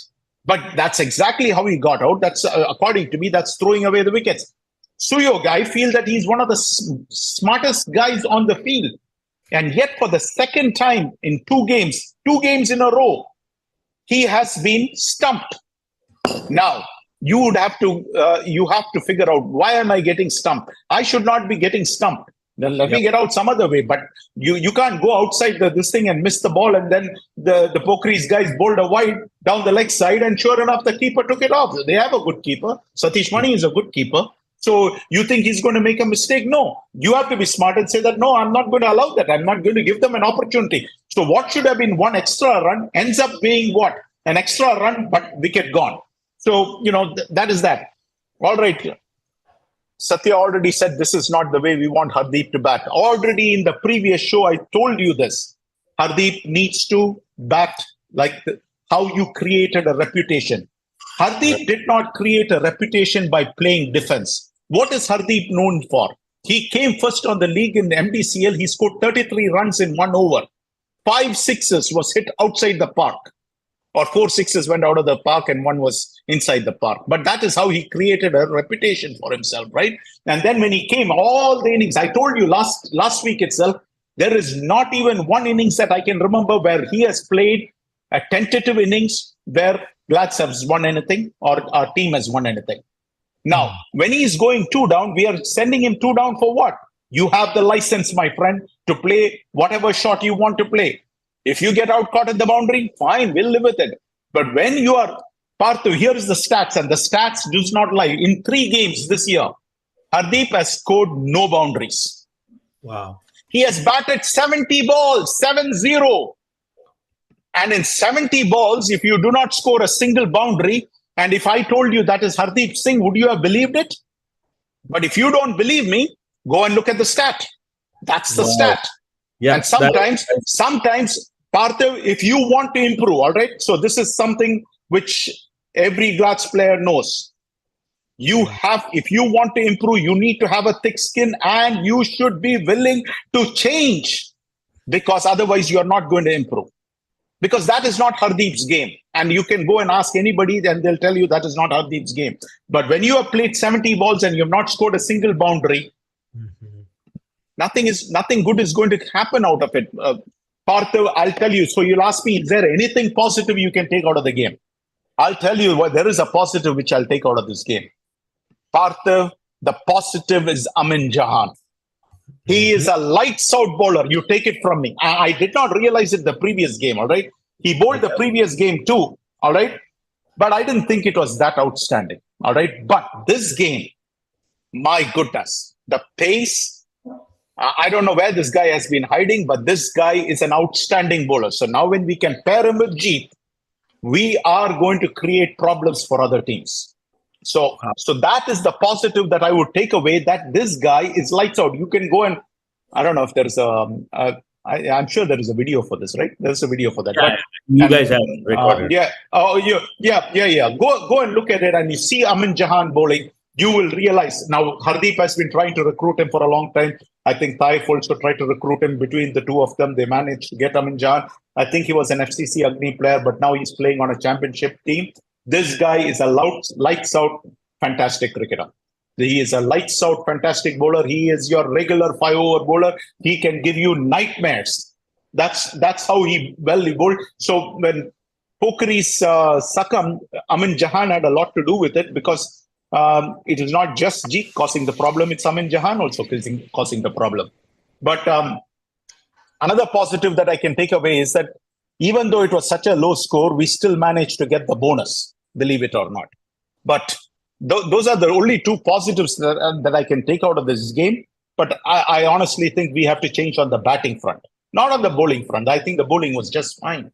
So give credit. I think also fine. So and also the changes were fine. But where we have to change is our batting. We did not get the batting, or our players, they have a reputation, but they did not play according to their reputation. So when that is the truth, let's just admit the truth. Because if you hide behind something, you're not going to improve, and you'll never fix the issue. But I think let's give credit to Pokhari's. I think they played really well. You always know Pokhari's are not going to beat themselves. I thought Raghu and Sudarshan bowled really, really well. Vignesh is Vignesh. He's consistently good. Whether it's a DCL final or this game, you go and look at it, you know what you're going to get. He's consistently good. He's he was just that on the bat as well as with the ball. I think I was disappointed with Arun. You'll ask me, why was I disappointed? Well, I should be happy with Arun that he didn't score too much and he didn't hit his trademark shot. I'm disappointed because I didn't get to see the trademark shot. You see, I was looking forward to see. I don't know if you saw that interview which Gavaskar was asked about MS Dhoni. He said, yeah, I want to see 1-6, but I don't want to see, being a Mumbai fan, he said, I don't want to see anything more than 1-6. So it was the same thing here. I wanted to see one shot from Arun Tinakan, his trademark shot, but I didn't get to see that. For that reason, I was disappointed. But I thought they played very well. I thought... what is that? They have lost 5 or 6 in a row. So this was a much needed win for them. But I think we'll take the positive that we found a bowler, unearthed a bowler, which we didn't think was this good. But after seeing that game, I will honestly say that this is a positive for us, that we are going to take away is that is the bowler. But our biggest problem is going to be availability issues. I think that's our biggest problem more than anything else. So on that note, I think Pokhari's have started really well. 3 out of 3 now, which is a great start to the tournament. And yes, I think those 3 left-armers are going to create a lot of problems to a lot of batting units. They have, I think it's probably a unique case where a team has 3 left-arm spinners in the playing 11 and a leg spinner. So that definitely adds a lot of variety to their... I wanted to ask all 3 of you guys, how come the spinners are taking so many wickets? This is not... Chetan Drishan, the off spinner, took 6 wickets. Yep. And then you had another spinner who took... who was that? I forgot his name. He took another 5-6. Kalyan. Onkar Atre is the highest wicket taker at this point. Oh, yeah. Okay, but there are a number of spinners taking a lot of wickets, and in this game also, if you look at it, 8 wickets were taken by the spinners, kind of a thing. If you remember, Vijay, I told you 2 weeks ago that at this point, especially Slow wickets, Especially slow the bowlers and spin bowlers will take wickets. especially the off spinner seems to be taking a lot of wickets. More than the leg spinners, the off spinner was taking a whole bunch of wickets. And Chetan took 6 wickets. There was another off spinner who took a whole bunch of wickets. And I was talking to myself, how come all of a sudden, we have never seen this in the league stage up till now, but all of a sudden we are seeing that these spinners are taking so many wickets kind of a Yeah, thing. I can say basically the first 2 weeks at least, I think the pitch was damp and the ball was gripping. So I think that helped the spinners and the slow bowlers because it was hard to kind of hit those shots on the up. You're probably going to hold out, or you're going to get the ball gets stuck in the wicket. But this week, I think, I mean, the third week, I think it was fairly okay. I don't think there was rain. I think it was pretty dry. But to be honest, I think all these. Yeah. Parthiv, it is Sai Pratap Sakinating from Legends, another off spinner. He took 5 wickets. Yeah. And then so you will find that the 8 wickets was taken by Javed from Canton Hurricanes and Jafar Satwik, another spinner. This is where I was saying the number of wickets being taken by the spinners is absolutely off the charts. Now, I don't think in the history of the league I've seen so many wickets being taken by spinners. Yep, and I think I can only attribute to the pitch, and in a lot of cases the quality of the bowlers as well. So to be fair, we have to give credit where it deserves. But I think the weather and the pitch have contributed to that as well in the first 2-3 weeks. We'll see as the weather starts to dry and the grounds become much more dry, and the bounce becomes even. I think you'll probably see the spinners struggle as well a little bit. All right, I agree with Parthiv. I think Parthiv disappeared. He was saying something and he's gone. All right, Gaba, I'll let you take Red Devils versus Legends. Since you just joined, I'll let you go on that while Parthiv figures out if he can come back. Okay. So I think I would say, disappointed performance by Red Devils, where they started batting and just closed their batting in 53 runs in 19.5 overs. So it was even slow batting, and they got all out as well. And another thing I would say, they are still not playing. Red Devils is still not playing with their full strength. They are focused with a lot of other tournaments. So that would also have counted, but still, nevertheless, they had a good side where they, other than Raj and Chanakya, nobody has stood at all. I think there are a lot. I think 1, 2, 3, 4. There are 5 zeros in the batting order, and then that is the result actually, where they scored 53 all out.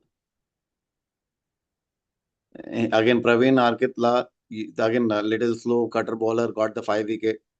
No, sorry, 1 wicket, and then 5 wicket from Sai Pratap, as you mentioned. Sorry, my bad. The spinner has done a magic here. While chasing that 53, still I think Legend also struggled. Another problem with the Legend, their batting. Again, it was evident. For chasing 53, they lost 8 wickets, and then they took 24 hours to get that 53 runs. And other than Guru Nagar, nobody was on that double digit there as well. So it's not that I would say one-sided, but I was expecting Red Devils to get this one game, and they particularly lost it. From the Red Devils bowling side, I see and Nawpreet has made some impression with the 3 wickets, and Raj and Satish as well with the 2 wickets. So overall, I would say, I think we also talked about it with Jubai, that we as in from the prime time, we had a lot of expectation from Red Devils specifically, because they had the kind of unit they have at least on their roster. But somehow they are not able to get. I think Swarna did not play any of the game, if I'm not wrong, so far. Second thing, from the Legend, they always had that problem with the batting, and now Satish is also left, and Ravi Teja is missing. I do not see any better batting addition in the Legend side. So I think both the side struggle with their batting. What do you think, Vijay, on this game? I don't know. Let's call it for what it is. Red Devils got hammered. Right? They got hammered by Pokris. Now they got now in this game they fizzled out against the Legends. They hammered Hitmen, yes, but they got hammered by Pokeries. But now this game against Legends, it was a fizzling performance. And I have no idea where is Golden Boy. Raj Mathuru is a fantastic player. I do not know if you've seen him play, but I saw him play a long time back. He's a very, very good player. And only Raj and Chanakya performed. That guy knows how to bat according to the circumstances. I'm talking about Raj. But again, everybody else failed in this game. I think the magical spell of Sai Pratap Sakineni was all the difference and rightly judged the man of the match. But once again, a good off spinner coming and getting the job done. I think Gurunaga was great, especially with the bat, right? I mean, he stood there and managed to make sure Legends win the game. Stats-wise, the contribution might not be great, but those 10 runs and Narne's ice-cold water in the veins, that's what I would call it, staying there and getting those runs done. As a batsman, getting the job done is what helped Legends win the game. Very slow-scoring game. Again, very stunned with the performance out there. Not the kind of performance which you are expecting going into the season with all the additions and things like that. But as you said, they have underperformed. And everybody probably in the league is going to be saying the same thing, that it has been a disaster of a performance so far. But let's call it for what it is. And I think they'll have to figure out. And again, sometimes you have to catch the bull by the horns. And if you played bad, say, yeah, we played bad. We need to fix that. You can't run and hide behind something. Sometimes I always believe that's why last week, I took the question head on. Yeah, whatever is the question, let's address it. Move on. Simple as that. That's the way to move. Another thing for the Red Devils, specifically because I had a high hope from them. Still I have high hope from them. Gagan Singh from the last 3 games, he could not do much for them, right? He is the key batsman and he is the match winner as well. And Swarna is still missing. So whenever I see Red Devils, at least this season, I see Gagan and Swarna being their backbone of the batting and then scoring most of the run. But somehow, so far at least, it did not go that way in the Red Devils, right? Well, I think that's about it for that game, right? I mean, do you have anything more? I see that Parthiv joined, but I don't see his face. So it looks like he's having connection issues, is what I'm guessing. Yeah, he was Isn't it surprising?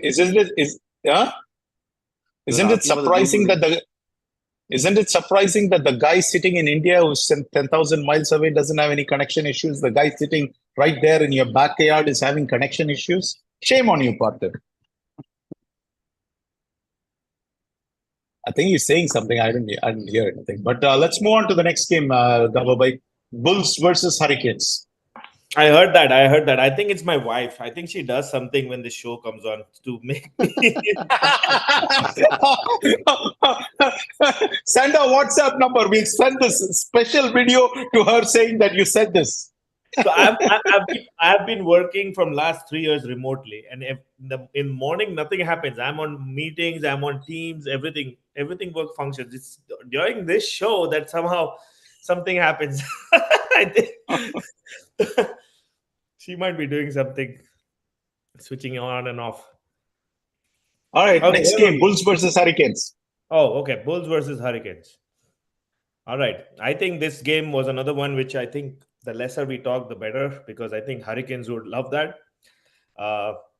Detroit Bulls, I think they bowled really well. The Canton Hurricanes bowled well to get Detroit Bulls at a low score. But then when it came to bat, there was no one who really stood for Canton Hurricanes. So, Detroit Bulls, as I had mentioned, I think last time, is definitely one of the teams that has been on the high, and I think one of the top contenders right now to upset some of the bigger teams. So when you're playing Detroit Bulls, no one now is going to take them lightly, and they've got some really good players, and especially the batting. Omkar Atre, as Satish Bhai was saying, he's performing both with the bat and the ball.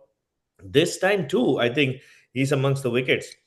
He has 4 wickets, 3.4 overs, 8 runs, and 4 wickets. Another outstanding performance by him with both bat and ball. which was the real reason why Detroit Bulls won. And then Canton Hurricanes, it's the same old story. They have some good players. They've got a couple of good additions as well. Adarsh Nair, the captain, coming way down the order. This is a common story we've been seeing this week as we look at some of the scorecards. The captains taking the back seat, allowing others to go up front. And in the broader scheme of things, they're actually, in my opinion, damaging the team more than they're doing any good. So, all in all, I feel I'll stick to my opinion. Detroit Bulls is definitely one team that most teams wouldn't want to face this year, because they definitely have their chops in place right now. And my Zante is a fantastic Yeah. find. Let me tell you that. Once again, got the job done with the bat. I think for Canton Hurricanes, they can take the positive that the spinners, Javed and Jafar, got 8 wickets. But Adarsh hasn't clicked this year. I mean, last year he had a phenomenal season, both with the bat and the ball, but especially with the bat. But none of the other batsmen clicked either. That's the problem for this thing. When you score only 45 in the first game and you score 48 in the second game, I don't think in Division 1 you're going to win too many games like that. I mean, I may be wrong, but I doubt I'm wrong. Correct me if I'm wrong. But if you score only 45 and 48, I don't think you're going to win too many games in Division 1. In Division 2, you probably can win, but if you have Division 1 talent. But Division 1, with Division 1 talent, I don't think so. Unless maybe if you're the Stars, I guess, if you have that kind of a bowling line. But even they, I think, will have a tough time. Yep. All right, let's go to the next game, the Raptors versus KRCC. Now, this game was full of controversy. Maybe Satish Bhai can reflect on that when we reach there. But, if you look at the scoreline, KRCC, I mean, the Raptors lost against FCC, I think, last week, didn't they? No, not FCC. I think they lost to somebody else. It was not They the lost FCC. to some team that they shouldn't have lost to. And this time around, No, MCC Miles. They lost to MCC Miles. Remember that? Our friend, Sanjay. Huh? Fighters, right? They lost Sanjay, to Fighters. No, they lost to MCC Miles. MCC Miles. Our friend Sanjay Ilogavan, didn't he play well in that game? Yep, you're right. Yeah, I remember. You see, I might be getting old, but I can't be getting that old. Are you talking about Raptors? Or are you talking about KRCC? KRCC lost to MCC Miles in the first game and then lost to I was Raptor on the second game. No, I was talking about Raptors. Raptors, they lost against Fighters. That was another close game which they lost. But this time around, they somehow managed to win this game by 1 run, and it was unbelievable game. My good friend, DCL stalwart Pradeep Bota showed why he's still considered one of the key batsmen, and in clutch situation especially, like, he just comes up with those great innings. And his 54 runs, as you can see here, was the outstanding performance in the Raptors unit. I think if somebody had supported him, a 20-25 partnership with him, made 25 runs, they could have got a really tall score around 120, which would have been a score that would have taken them easily past KRCC rather than winning by 1 run. But credit to them. I think KRCC still haven't probably woken up. I feel like they still have the best talent on paper. They have some really good players. The addition of Vihar has definitely helped, but their unit hasn't still clicked. We're still missing the services of Tamim, so that's going to be a real good addition when he comes back. And then I think Saurabh has started playing. I see him coming back. I know he has been in and out of DCL for a while, so good to see him. But suddenly, I don't know if he's been in Parthiv. I don't know if he's been in and out of DCL. He's been in and out of teams in DCL. I mean, one of the specialities of Saurabh is every year it's probably a new team, and Gababai is sitting and thinking, "Oh, what in the world is going on?" Because he was on Gababai's team last year. I think before that he was on Vijay Shanmugam's team. Before that, he was on some other team. So he has been switching teams left, right, and center. I mean, Saurav can make all our MLAs look bad. All right, No, let I me tell think you that the MLAs in India look bad. I think I you think you are. have mistaken Saurabh Kumar with Saurabh Puri. Oh, is Yes. it okay? Saurabh Okay. Kumar. Well, Yeah. then Dynamite player is Saurabh Puri, Saurabh who Puri. played yes. Dynamite. Is Then he still playing for you? Titan. Huh? Saurav Puri, is he playing for you? No, he played for us 2 years before. He was Dynamite, then Titans, then he played for Lions, and then back to Dynamites.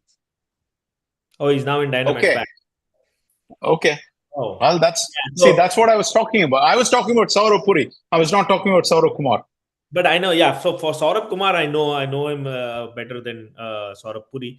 But yeah, I don't think he played last year. He was T-ball. part of our roster, but he did not. He wasn't playing Yeah. last. Yeah, he was playing in the leather ball circuit primarily. But yeah, good to see him also in the mix back to DCL. But apart from the top, if you look at the scorecard, at one point of time with the top order, they look really set to easily chase those 96 runs. But then Kiran and then Chaitanya had some other plans, and then there was panic towards the end. You see those two runouts, three runouts in total. Oh, sorry, four runouts in total. So, KRCC just ran themselves out of the game completely. And I would love to know the last, ball of the game, really what happened. And if there is an account, I mean, if Gabaji, you can relate to us what exactly happened and how that got resolved, that would be great. The moment you asked the question, Gaba went on mute. Oh, damn. Sorry. I had Sorry, what was the question, Parthi bhai? Can you come again? I was saying you were at the ground, right? When this the last run unfolded when they won? No, I wasn't on the ground, but Oh, you were I not on just the ground. Oh, I thought came you were to on know the the ground. story. Okay. Yeah. So maybe if you know the story, I would love to hear that because I know a little bit half and half kind of thing of what happened. Man carrying, but then overthrows, and I don't know what really happened. So yeah, I think when they needed 2 runs, I believe in last 1 or 2 balls, Mm-hmm. the bowler tried to man-cut the batsman on the running side. I think it was Teja. Okay. I'm not sure if it's sharing something. Yeah. So when they tried, it was a missed attempt from the bowler, and he did not hit the stump, and the ball went somewhere. And then KRCC batsman, I think it was Yogi Bhai and Teja, who ran with the missed or man-cut attempt. Mm. And then umpire had means obviously umpire might. This is a strange situation that only is possible in DCL, I would say.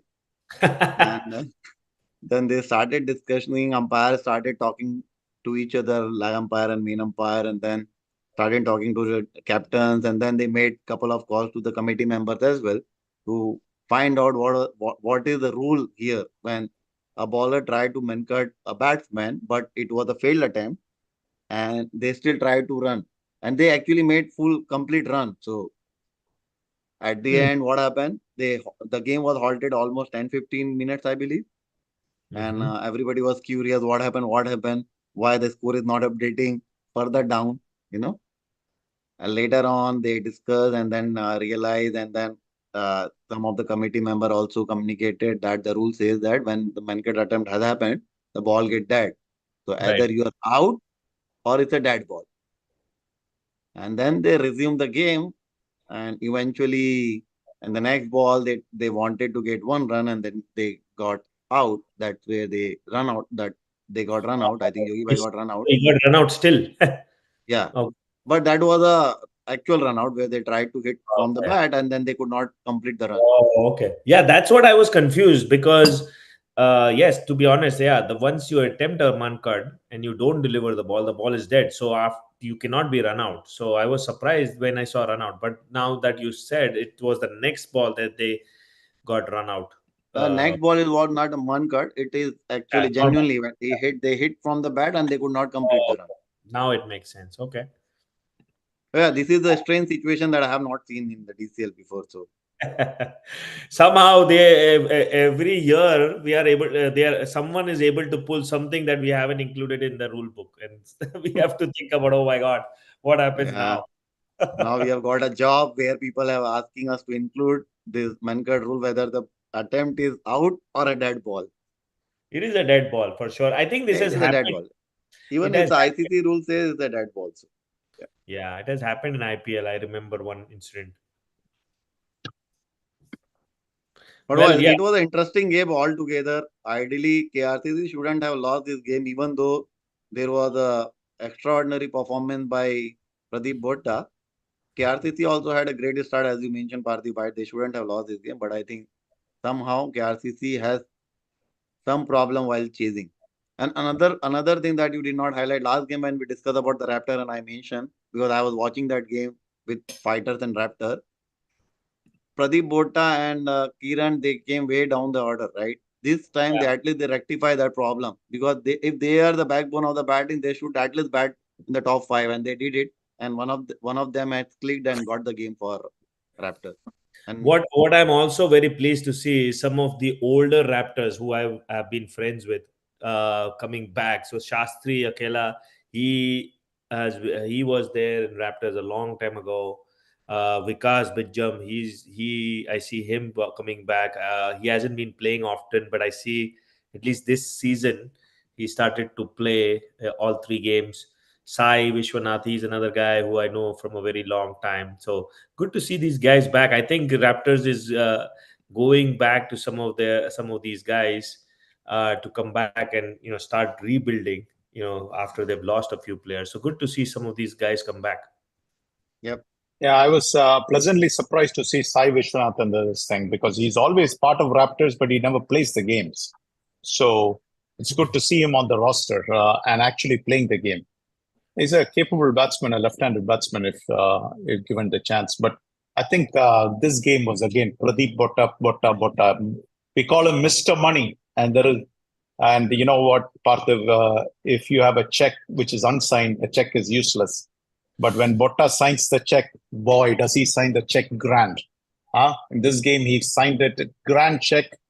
And sure enough, he's the one who took the game away from KRCC, if you ask me, because nobody else on KRCC could match the same performance because that's what it is. But classic player showing up and performing at the highest level. But give credit to Kiran. Always when you win a close game, I believe the biggest credit should go to the captain because the captain should have made a bunch of decisions which went the right way. Yep. And another case of KRCC, I think we talked about last year, not last year, last week, is the appeasement factor, right? I still see in the bowling, there is still some level of appeasement which is still going on. When you have your five bowlers who are bowling well, why would you try to bowl, 6, 7 bowlers every single game? So still, I don't see like why, if you have like Josh, for example, he's bowling well, 2 overs 5 runs, why wouldn't you give him more rather than trying to give everyone like Vihar and Shashank and Teja, all of these guys overs? Yes, Teja performed well, but then you should have given him even more overs. Then between Josh and Teja, you should have finished it up. So still some level of Parthiv, you got Bihar all the way from Titans, right? So you need to make Bihar happy. Simple as that. yeah. But I think he's more batsman than bowler. I don't know. Maybe Satish Bhai, you can reflect. He's more of a batsman than a bowler, right?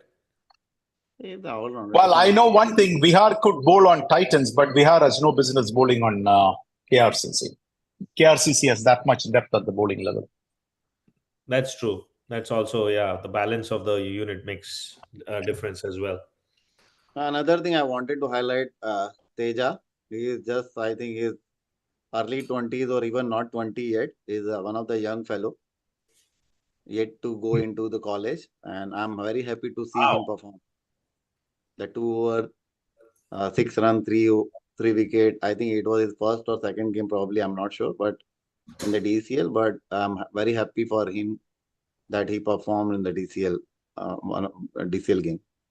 Yeah, that reminds me. Actually, I have a lot of these under 14, under 15 guys I see around in Mishka as well have been starting to play.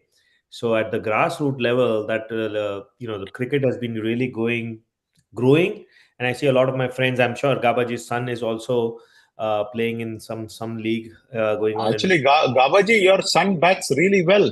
I mean, at least Thank you. that video which I saw, I mean, they are proper cricketing shots. Yeah, Yeah, so he's I was learning, Vijubai. Thank you. I'll pass him. Yes, there's a lot of good talent coming through, at least in the Leatherbird side. We haven't got still a lot of participation on the DCL side, but I would love to see some of these guys also, try out DCL as well.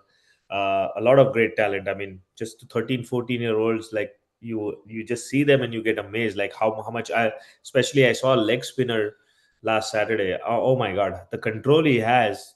I mean, even our DCL spinners and, people who are like adults don't have that control. So it's amazing to see this talent develop so fast in Michigan. Even another thing I want to highlight. Sorry, I'm taking more time. Yeah, There is a guy. There is a kid called Arya Santosh who is on the Raptor side. He is also very young. I think he's 17, 18 years old. Yes. And right, it was a father and son duo because father was playing from the KRCC and son is playing from the Raptor side. Correct. Yeah, Santosh, I remember. Really? Kannan is playing. When did this happen? This game? This game, yeah. Santosh Kannan is on the KRCC roster, and then Arya Santosh is on the Raptor roster. Wow. And then Arya is also 16, 18 years old. I don't know exact his age, but it's less than 18, I believe. He's a high school kid. And he is also, as you mentioned, right? He is performing really good on the hard ball and under 15, under 17 kind of tournaments. Under 17, I believe. He's really performing good. So I actually appreciate KRCC and Raptor giving opportunities, and also the kids are interested to play DCL. So he is a spinner, right? Sorry? Arya is a spinner, right? No, he is medium pace bowler, I believe. But he is more of a batsman than a bowler, I believe. Okay. Yeah, I remember since FCC somewhere. Yeah, I remember since I've been handling the waivers, there are at least 3 cases of kids who are under 18 who have reached out for their guardians or parents to sign waivers. So at least there are 3 people. I think Raptors is one, KRCC is one. If I'm not mistaken, I think it's Stingers is another one which has an underage player, under 18 player. So yeah, hopefully we have more of those come through, more of father son duos in DCL. All right, let's go to the next game. Hawks versus MCC Miles. Now, this is a game which I think we probably had seesaw 3-2, if I'm not mistaken. I was on the Hawks side. I think Viju. I was on Miles' side. I know. I was on Miles' side. I know that. I know even I was on the Hawks side. Yeah, so 2 of us were on the Hawks side. And this was a pretty close game. I mean, Hawks somehow have been able to pull these close games. I remember there was another one of those close games which they had this year earlier where they almost pulled it through from Thunders, similar scoreline, 50 55 or something like that. And this time around, unfortunately, they fell short, but this was another game which was a nail biter. After Hawks started well, I think they lost their way. Sachin and Praveen had a great start, and then they were able to score 57, but lost their way. But on the other side, MCC Miles, couldn't capitalize on the low score. Inevitably, it had to be Rahul Chenna. His 24 was just enough to put them through. But I would say, MCC Miles had no business to actually make this into a game. They should have won this game comfortably. But the more I see these Hawks, the more I feel to go with them every time I see these performances. They've been rather unlucky, I would say, that they haven't got on the other side in a few of these close games. But I really like the Hawks team.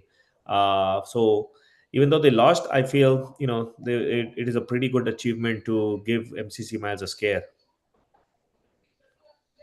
Another thing that I see on their bowling side and towards the end, because it was a close game, they got 8th wicket. Hawks got 8th wicket on the 19th over. After that 6th over, they could not get even a single wicket. Ideally, that was their game, and then even after that, they needed at least 15 runs. Yep. I think it's a great for 48 wicket for 44. And then after that, they still needed 15 more runs for 2 wickets, and they could not get a wicket. And Hawks is again, I think they have prominent bowling than a batting side. Ideally, they should have got another wicket or maybe won this game, I would say. But I think, as you mentioned, Rahul played really good in it. Yeah, the real Rahul Chenna showed up in this game. But again, I think Hawks plays extreme good defense. But I thought their offense was good. But this year, I don't see any offense. More than offense, I'm seeing defense. Raptors scored only 51 against them. Thunder scored only, 57? And Miles now scored 58. So it's all in the 50s. And if you had told me this is going to happen in Division 1, I probably would have said no, I don't think so. But Hawks have done that. I think they're a good team, but I think when you score only 55, 56, 57, 58 runs, again, as I said before, I don't think you're going to win too many games in Division 1. But somehow they have been restricting their opposition to that low score. But again, yeah, when he scored, I think Miles did a good job and took care of business. But again, shouldn't have lost 8 wickets there. But who knows? Maybe the Hawks are bowling outstanding. I don't know.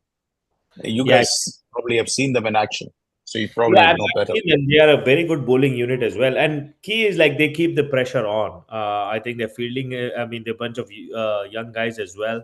So their fielding is pretty neat as well. And they keep that pressure. And you see, as I mentioned, last 2 games, they've been able to win that last game. And then this game, they came close as well. So both of those, they've been putting that pressure, even though they haven't been scoring off the bat, they are able to play defense much better. So one day, hopefully, they get their batting sorted out, put on a good score, and then I think their bowling will win them games if they score consistently, like 80s, 90s, 100s. All right. Titans versus Dynamites, Partha. Yes, the last game is the most interesting game. Not interesting in the sense of the result. Titans just swept Dynamites away, and I don't know. This might have caused Vijay real big traumas. I think this is the second successive whitewash in 2 weeks. GLCC blinded them with Kaushik Chipadi finishing that game in 7 overs, and then this Parag, completely bamboozling them for 44 all out. So it's going to be really tough. It must have been a really tough long weekend for Vijay to swallow these 2 defeats, that big a margin. And then going into the game, I think it was all Kalyan for Gabaji. He posted that 40 odd score. Yes, there were some pretty decent efforts from Praveen and Amrit and Ankesh, which supported that effort. And I think the one thing that Dynamites did well is they didn't give too many extras. So everything that Titans scored is pretty much off the bat. And then on the other side, as I said, Dynamites never really got out of the jail that Ronnie and Parag and Satish Bhai put together. There was immaculate bowling. You see their bowling figures, everybody under 2-3 runs per over, and basically did a fantastic choking job. So I think, again, just like Hawks, I think Titans, I don't know if Satish Bhai agrees, but Titans are also a very, very strong bowling unit. So if they score anything around 80, 90, 100s, I think they're very well capable of defending that against any team. But the problem is they should get those 80, 90, 100 runs. So far, I think so far so good. But we'll see in the big games of whether Titans are able to put those scores.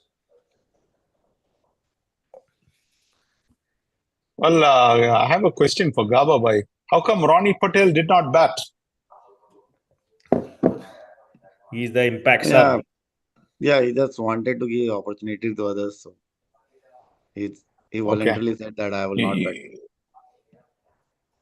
He wanted to give the opportunity to others, or you wanted to give the opportunity to others? No, we just discussed that. He said that today he just doesn't want to bat. So We just decided.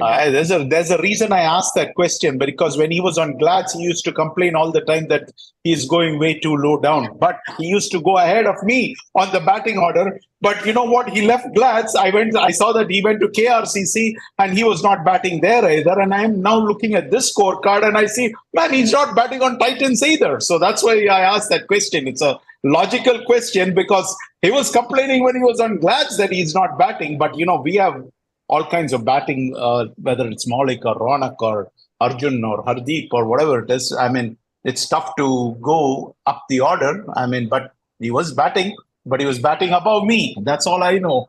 But I think that this probably would have hurt. Gababai and our friend Vijay Shanmugam have been battling. What is that? This is the third time you are batting each other? Or is it the fourth time? Yeah, I think third time. Third time, right? From last 3 seasons, we are playing together. Yeah, I'm sure you wouldn't have forgotten even one of them. And I'm sure if I wake you up from the sleep, you will remember each and every incident and each and every ball, what happened and what did not happen. And I think it's the same thing with Vijay Shanmugam too. Is it 3-0? Titans? Yeah. 3-0, 3-0, 3. It depends on which way. 0 and 3, if you're looking at from Vijay Shanmugam's side. But I would say it is Kalyan Nanjavaru who almost beat Dynamite single-handedly. Of course, I think Dynamite's... What is that? How did Kalyan came from SSK? That's Gababai's ability, right? The same way Amrit came from Dynamites to Titans. That's the same way Kalyan came from SSK to Titans. Simple as that. Do you need any more explanation than that? Gababai is laughing himself because he knows what I'm telling is the truth. No, because a lot of people, I don't know why. Parthiv, The same way let me people ask move you here this. and there, right? Hold on. Let me ask you this question. I didn't finish yet. It must have really hurt when Amrit is scoring that many runs against his whole team. That also would have hurt, you see. So I think, Parthiv, if you're a good friend, please send a Jack Daniels to my good friend Vijay Shanmugam. All right? He needs it. Well, Don't be hard on him. Be nice. He's a nice guy. Be nice to him. He should drink. last thing, No, yeah. you need to send him a good drink, all right? Yeah, I mean, this loss to the Titans, especially with Amrit Yadav scoring that many runs, that would be the last thing. But I don't know what's going on with Vijay Shanmugam. He's there on every scorecard, but I don't see him batting nor bowling or any of those things. Now, is he the dummy? I don't think he's the dummy. Yeah, even Gababai, was he there at your game? I don't even remember that. Was he there? Also. Was he there at the game? Yes, he was. Oh, he was there at the game. Okay. So there is no difference between Vijay Shanmugam and me. I'm just remotely watching every game, right? So I mean, he's physically there outside the ground. He's not playing.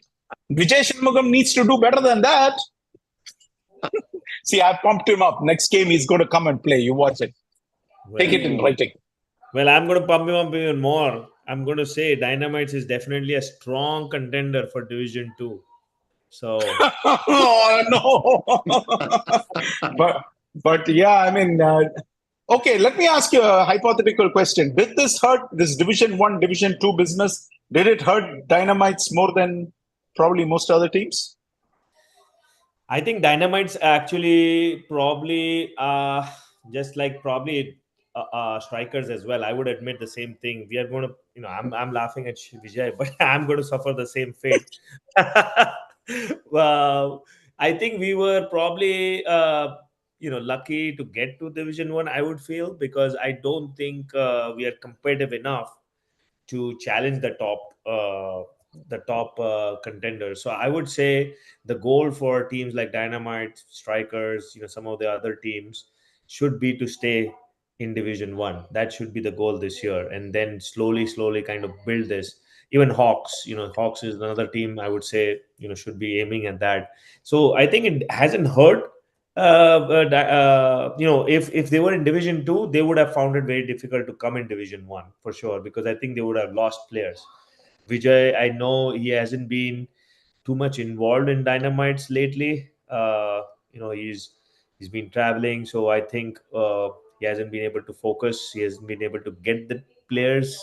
So I feel this might be a year where Dynamites might as well just hope that they stay in Division One. No, I would say one more thing, okay, because you compared couple of teams like Hawks, Striker, and Dynamite. Last year also, or even the previous year also, Striker has at least won. Like suppose I remember, you know better. Like Striker Yeah. won against the Glad, right? Right. Hawks also has beaten couple of good teams where they might be underdog and they won the game. But I do Right. not remember the same thing with the Dynamite. They Oh, only Parth, won the game. They Gababai, won the game. no, that's not true. That's not true. Gababai, Dynamites beat Glads When in the last 2 in years, regular I'm saying. season. In last 2 years. Ask Satya. We lost to Dynamites for the very first time 2 years ago. It was the last game we lost in the regular season. We played Dynamites and we lost that game. Right. What I'm saying, not that the And year then, I of was course, saying they might have played the semi-final in that year. I think no, it was like Gababai, 2022. 2 years in a row, we lost the last game. Okay. And then when we went into playoffs, we got bundled out there also. So it was like back-to-back losses. It happened once with Strikers, and another time I think we won one game and then Stars kicked us out. So I know that I prefer to lose the first game of the season or the second game of the season than losing the last game of the season, because you want to go into the playoffs with some positive momentum. Miles And was we lost to Dynamites. and other one. Yeah, we lost to Miles once, and then we lost, I think, to Parthiv and Strikers. And the following year, we lost to Legends Dynamites. was But close game. So my point, what but- again? You may maybe 2 years, 3 years, because every year or 2 year team is changing a lot. But what I'm trying to say, if you win against a certain good teams, you made an impression throughout the tournament.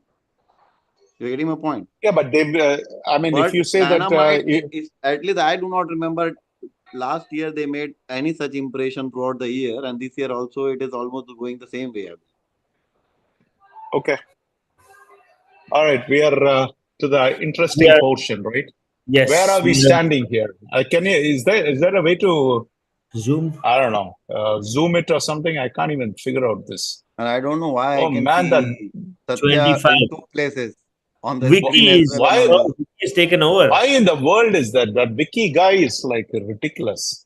I mean, it's bad enough that he's a good player. Does he have to be good in this also? Seriously, Call to all the teams and make sure he's ready, right? What is that? He's calling all the teams, is it? I'm saying like he might be calling like teams to make sure what 11 they have. Yeah, I mean, who knows? I don't know. But this is bad. We need to kick him out of that top spot. I think just to make ourselves feel good. I think last week it was somebody else, right? Koduru Yeah, was I it? think it was Rajesh, right, from Phantom. Yeah. Yeah, right. Yeah. Where he is. We are assuming it is. I don't know. He's King Koduru. Where is King Koduru? Yeah, he suddenly dropped off. predict. Oh, he's even below us. Oh, wow. No, he he didn't went predict all last the way, week. 24 points. Wow. Oh, poor Koduru missed the predictions, Parthiv. That's where the problem is. God, Who knows what would have happened? Maybe he would have topped Vicky if King Koduru had predicted. Even Sanjay didn't predict. Wow. All right. Oh, Sanjay also didn't predict. He's in 19 Okay. over here. No, but Rajesh did okay. predict, right? Rajesh count was not 24 last week. It was less. So he did predict. His prediction was wrong. Okay, so now what's the deal? Parthiv is at 25 and I'm at 24 and Yes, Satya at 24 and Gaba at 24. Yeah. Narrow lead. Oh, but still. Chetan Thakkar is there at 21. Not bad. Not bad. For a person who's not following, that's great. Yeah, for a person who wants to defend his money. All right, let's see if he defends his money. All right, let's go to the predictions for this weekend. Wow, Canton, Detroit Titans, heavy favorites.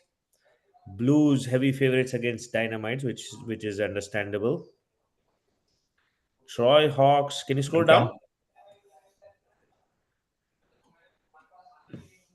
Troy Hawks and Fighters again, one-sided. Raptors FCC. Okay, 70 and 30. Raptors after I guess their defeat after the win against KRCC. I think the must have bolstered their this thing. Ooh, strikers, gladiators, 7%. I'm sure that 1% is mine. So I don't know. All 7% is all yours, Parthiv bhai. Well, all right. God. Yes. GLCC at 73%. Okay, Wow. against That is- Red that is- Devils. That is surprising. That surprised me. Oh, Nobody is giving any love to Red Devils. I think if Venkat Kolla sees this graph, he will not come on the show for the next 10 years. Yeah, I'm surprised that only 20%, 25% is Red Devils. I would have Yeah, predicted. there's no 40. love for Red Devils here. Yeah.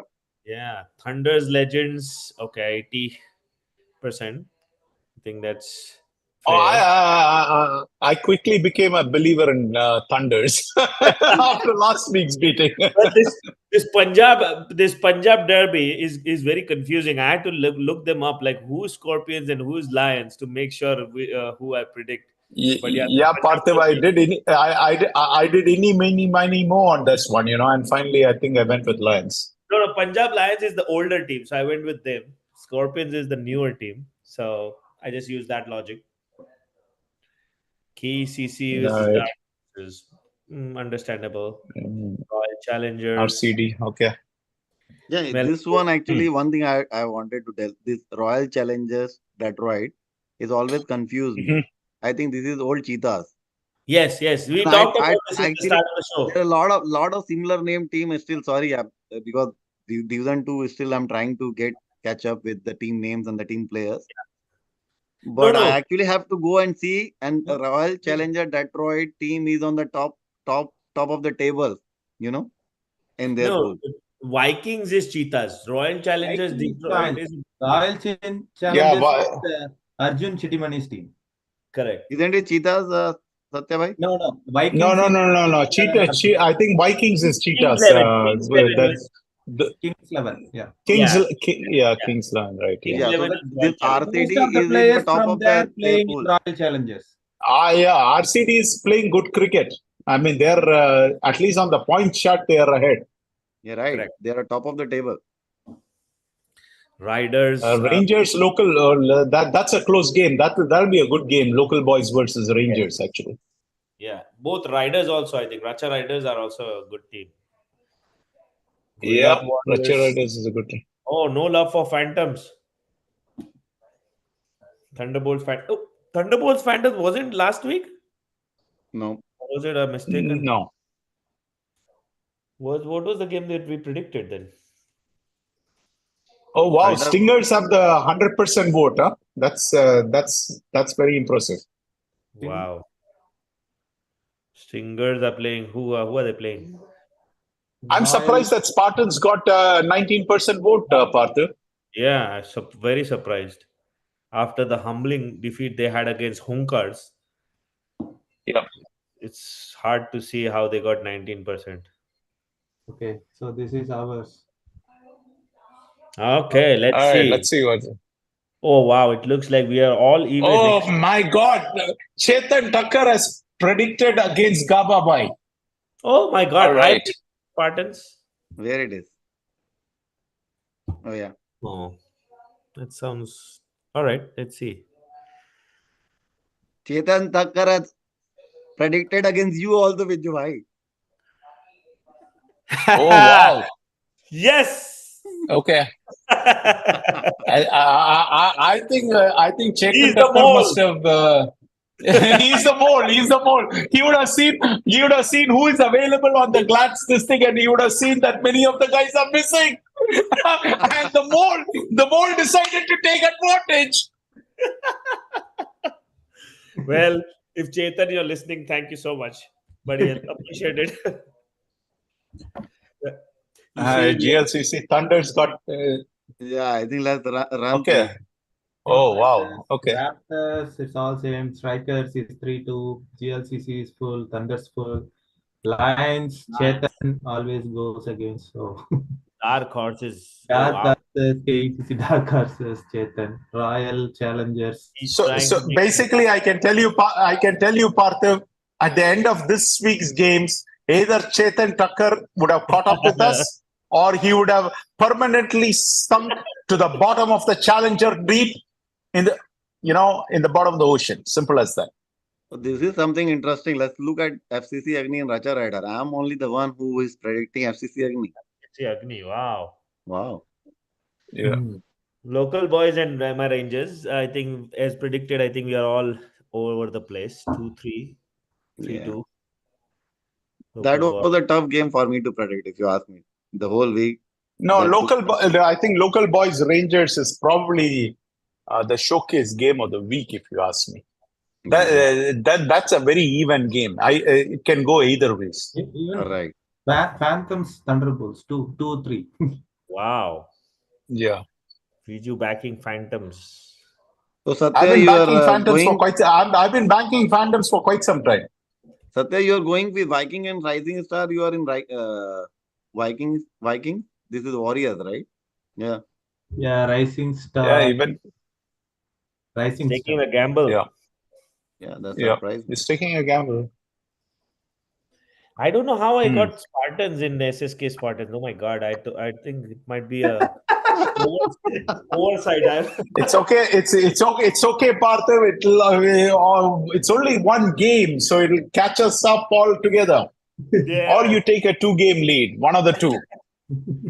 Oh my God. I don't know. I must have mistakenly clicked on. Maybe you thought your friend Vijay Shanmugam was calling you for a Jack Daniels. Well, to be fair, yeah, we'll go with see. Let's see. There are some calculated gambles. Maybe that's a calculated gamble from my side. Let's see. But the really the one that really astonishes me is the Canton Hurricanes one. Chetan bhai, I don't know what you were thinking. And Okay. but yeah, he's got some really big calculated gambles. Yeah. All right.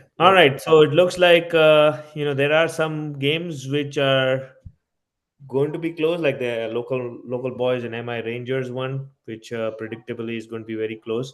But there Another are game that I will be following Red Devils versus GLCC as well. oh yes, even though I think everyone is on GLCC side, right? I think so. I think so. I think It the is just- smart money is on GLC. Yeah, It is all are just in The because- smart GLC. money is on GLCC, right? All are in GLC. It is just because Red Devils is not putting the best team, Correct. at least till now. Right. So you're saying that it's not out of love for KK. We don't let our feelings for KK It's not- affect There our is no predictions. love business here with you, bhai. KK needs to stop promoting his brother as opener. Then GLCC will All win. right, Parthiv. That is the number one thing which has come out of the show, right? Now I think KK is going to start feeling the heat. He's going to start feeling the heat because out on the show we have called him out, and now he's going to be caught in two minds. Now, there are going to be people in GLCC wondering what is going on here. So, but what happened to the masala topic? We already We didn't probably catch up next. we didn't. We need a full our analysts, all of them there to catch it. But yeah, but I think what we did was we covered too many games today. That's the problem. Yeah. That's why you can only cover like 3 games probably in Division 2. That's probably where. Well, yeah, the we have enough time. One thing I'm not sure if you guys discussed or not before this particular session of our today. This division concept is working out really good with you guys. I'm not sure Yes. how you're feeling from that far, but lot of compliments or people are actually appreciating this division game because a lot of games are becoming extremely competitive.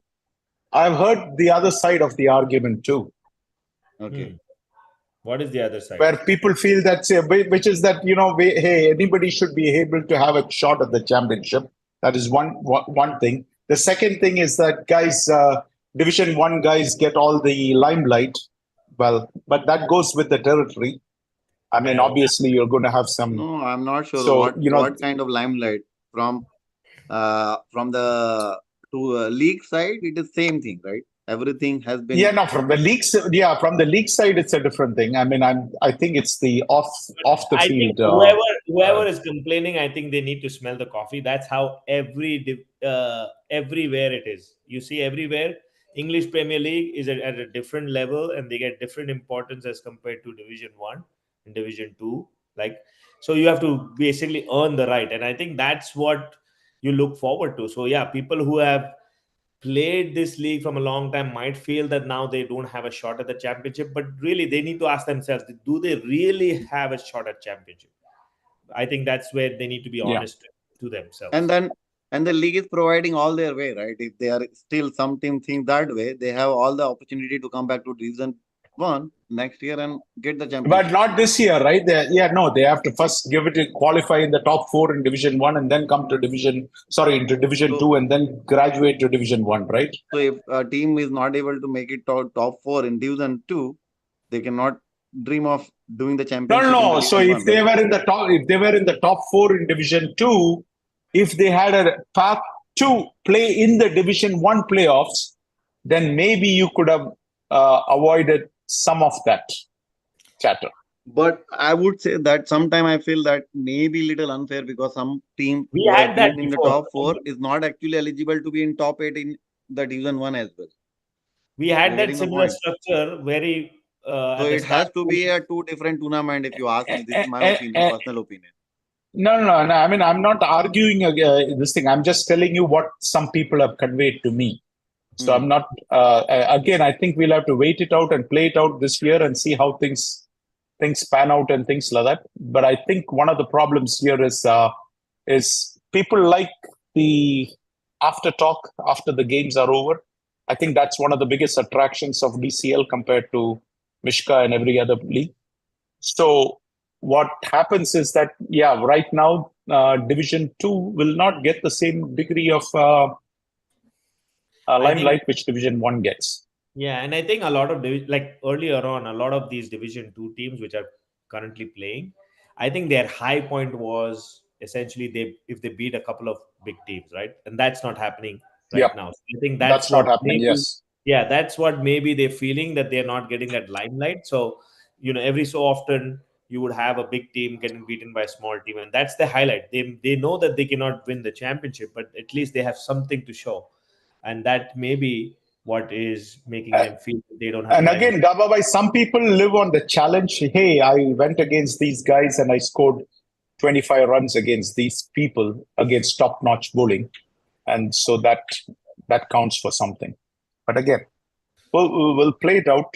We are already in the middle of the thing. So we'll see how that goes. So another question that I had, actually, I did not ask. Sorry, we are late. But this is the question because this is the right time to ask this question. This is for everyone. So what do you guys think should be a minimum point required to be a top 16, basically a playoff spot? What should be that minimum point? Do you think that if a team get that much point, should be comfortable to get in top 6? Everybody, like Satya, Parthiv, and Vijay. What was the question? Sorry, I missed it. So, what do you guys think should be a minimum point required to get into top 6? Basically, a playoff spot. Oh, okay. What is your assessment here? It's an important question. This would not be similar to previous year where it needed 35 points or so to get into it. Have you guys thought about it? No, I don't think we've thought about it. Now that you're asking me, I'm thinking 39. Wow. 39 to be what? To get to playoffs? To get into the top 6. Top 6. Basically a playoff. Okay. What I think, because I have given a thought about it, I think 30 points is enough to get into top 6. 30 points. Yep. Wow. So 30 points, which basically 30 points gets you what? Like 6 wins with bonus? 7 wins. 7 wins or 6 wins. 30 points is okay. 6 wins with bonus or 7 wins without bonus and 2 additional bonus points. Yeah. Out of 12 games, if some team wins 6 to 7 games, they should be, I think, should be there in top. Yeah, but see, last year with 30 points would not have got you into the playoffs. And this year, but last year you had 8 plus 8, 16 teams. This year you have 12 teams. So I don't understand the logic where you're saying, let us reduce the number of points, Why? Because lesser number of points and still, yeah, go ahead. Why? Because teams will lose more games this year. Yes, I agree that teams will lose more games this year, but still, 7 I don't games know. out of 12 is almost 60%, right? If a team is winning 60% of, it's like IPL, right? Like IPL, if you see, right, top 4 teams getting into top 4 teams, it is not 60 to 70% winning game is get you the into the playoff. That is where it is just top 4 teams. But I think, yeah, I mean, this is some uncharted territory.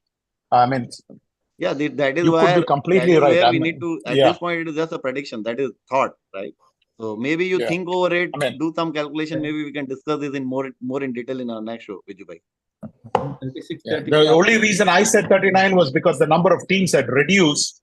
So that's why I felt that again, but I might be thinking with the old mindset. It should be which around is- 33 to 36 somewhere. They should be good. But you should have at least 7 wins. 6 to 7. Yeah, 7 wins, 28 points basically, right? And another, Saying with bonus, right? At least five bonus. Like 7 wins without bonus, even, but the 5 you lost, somewhere it has to be bonused. So 33 to 35 should be good. At least like the top, whatever it was.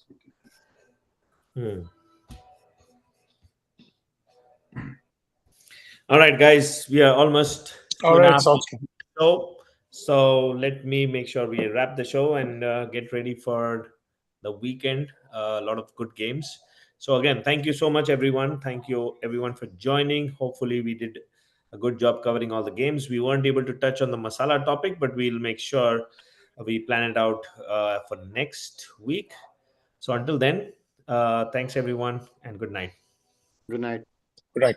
Bye. Bye.